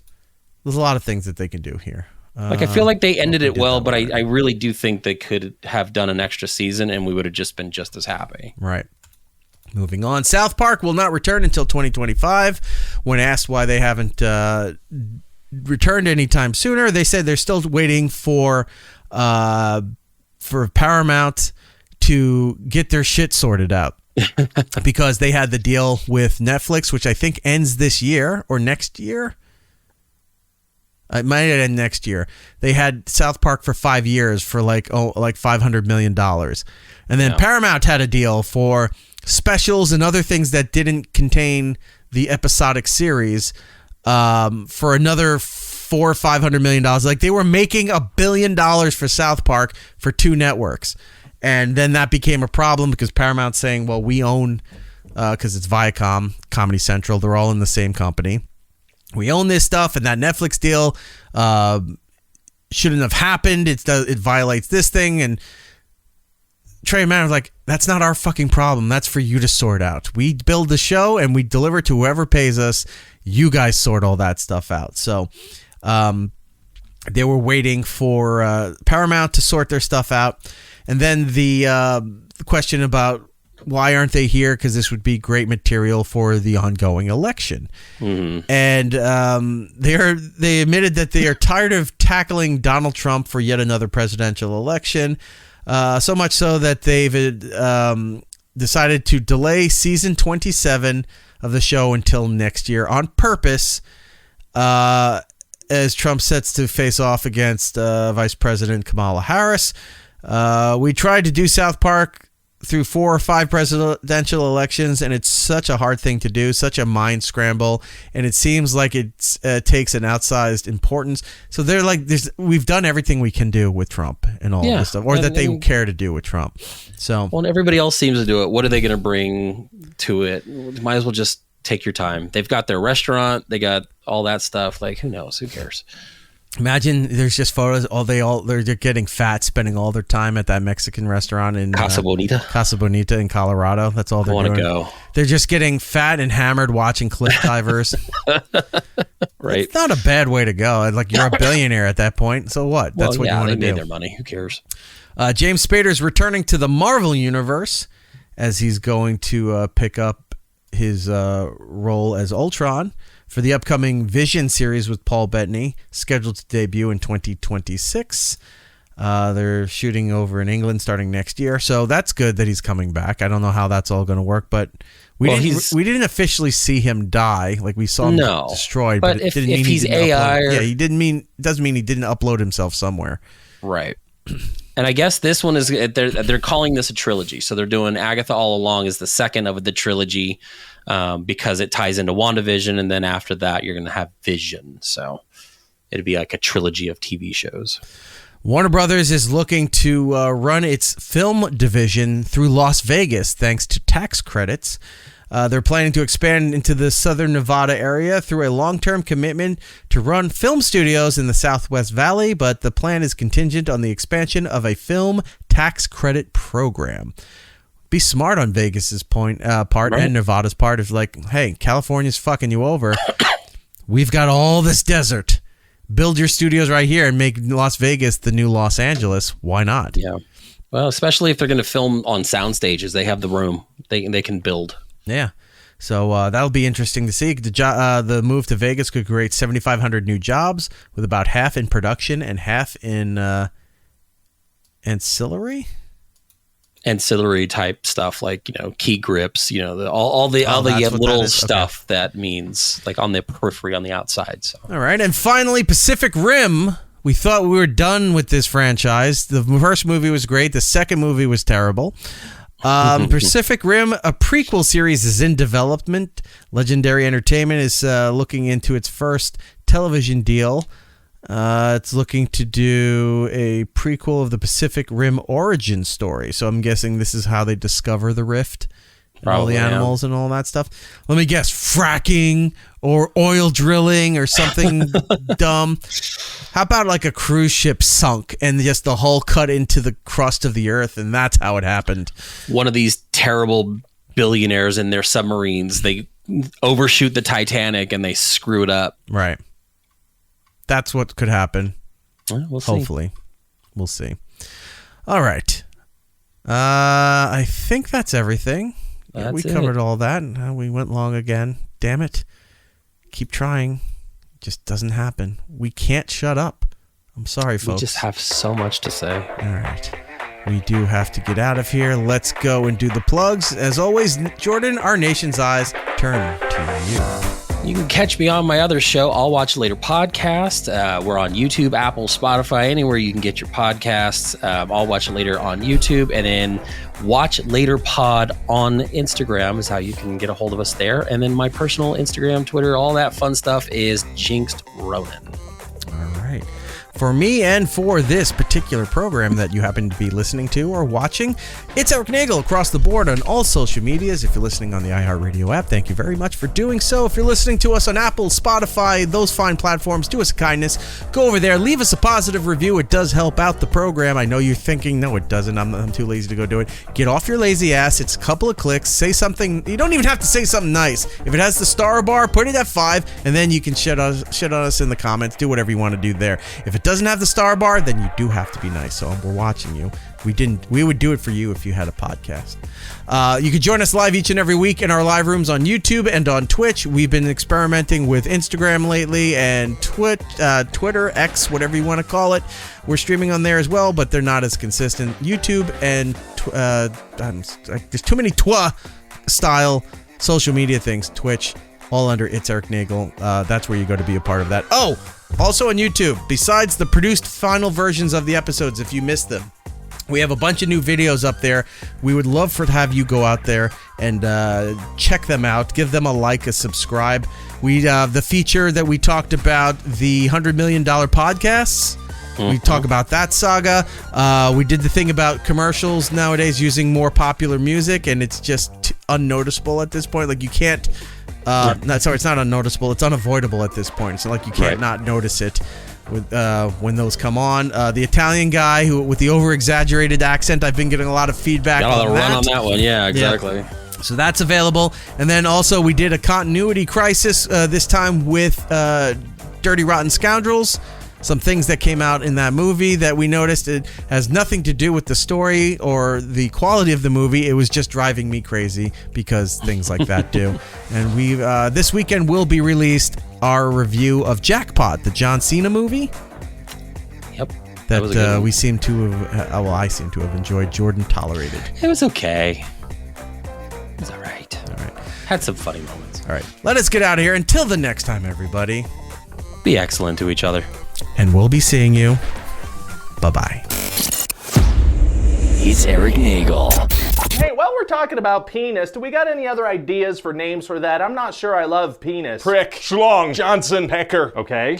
Rod, dong, member. That should be enough. Dingaling, disco stick, Willie, Woody, baloney pony. Baloney pony? Unit, PP, shaft, trouser snake, wang, wiener. Okay, we're good. Okay, we're good for penis. You guys really got carried away with penis there. We're done. Alas, we're out of time.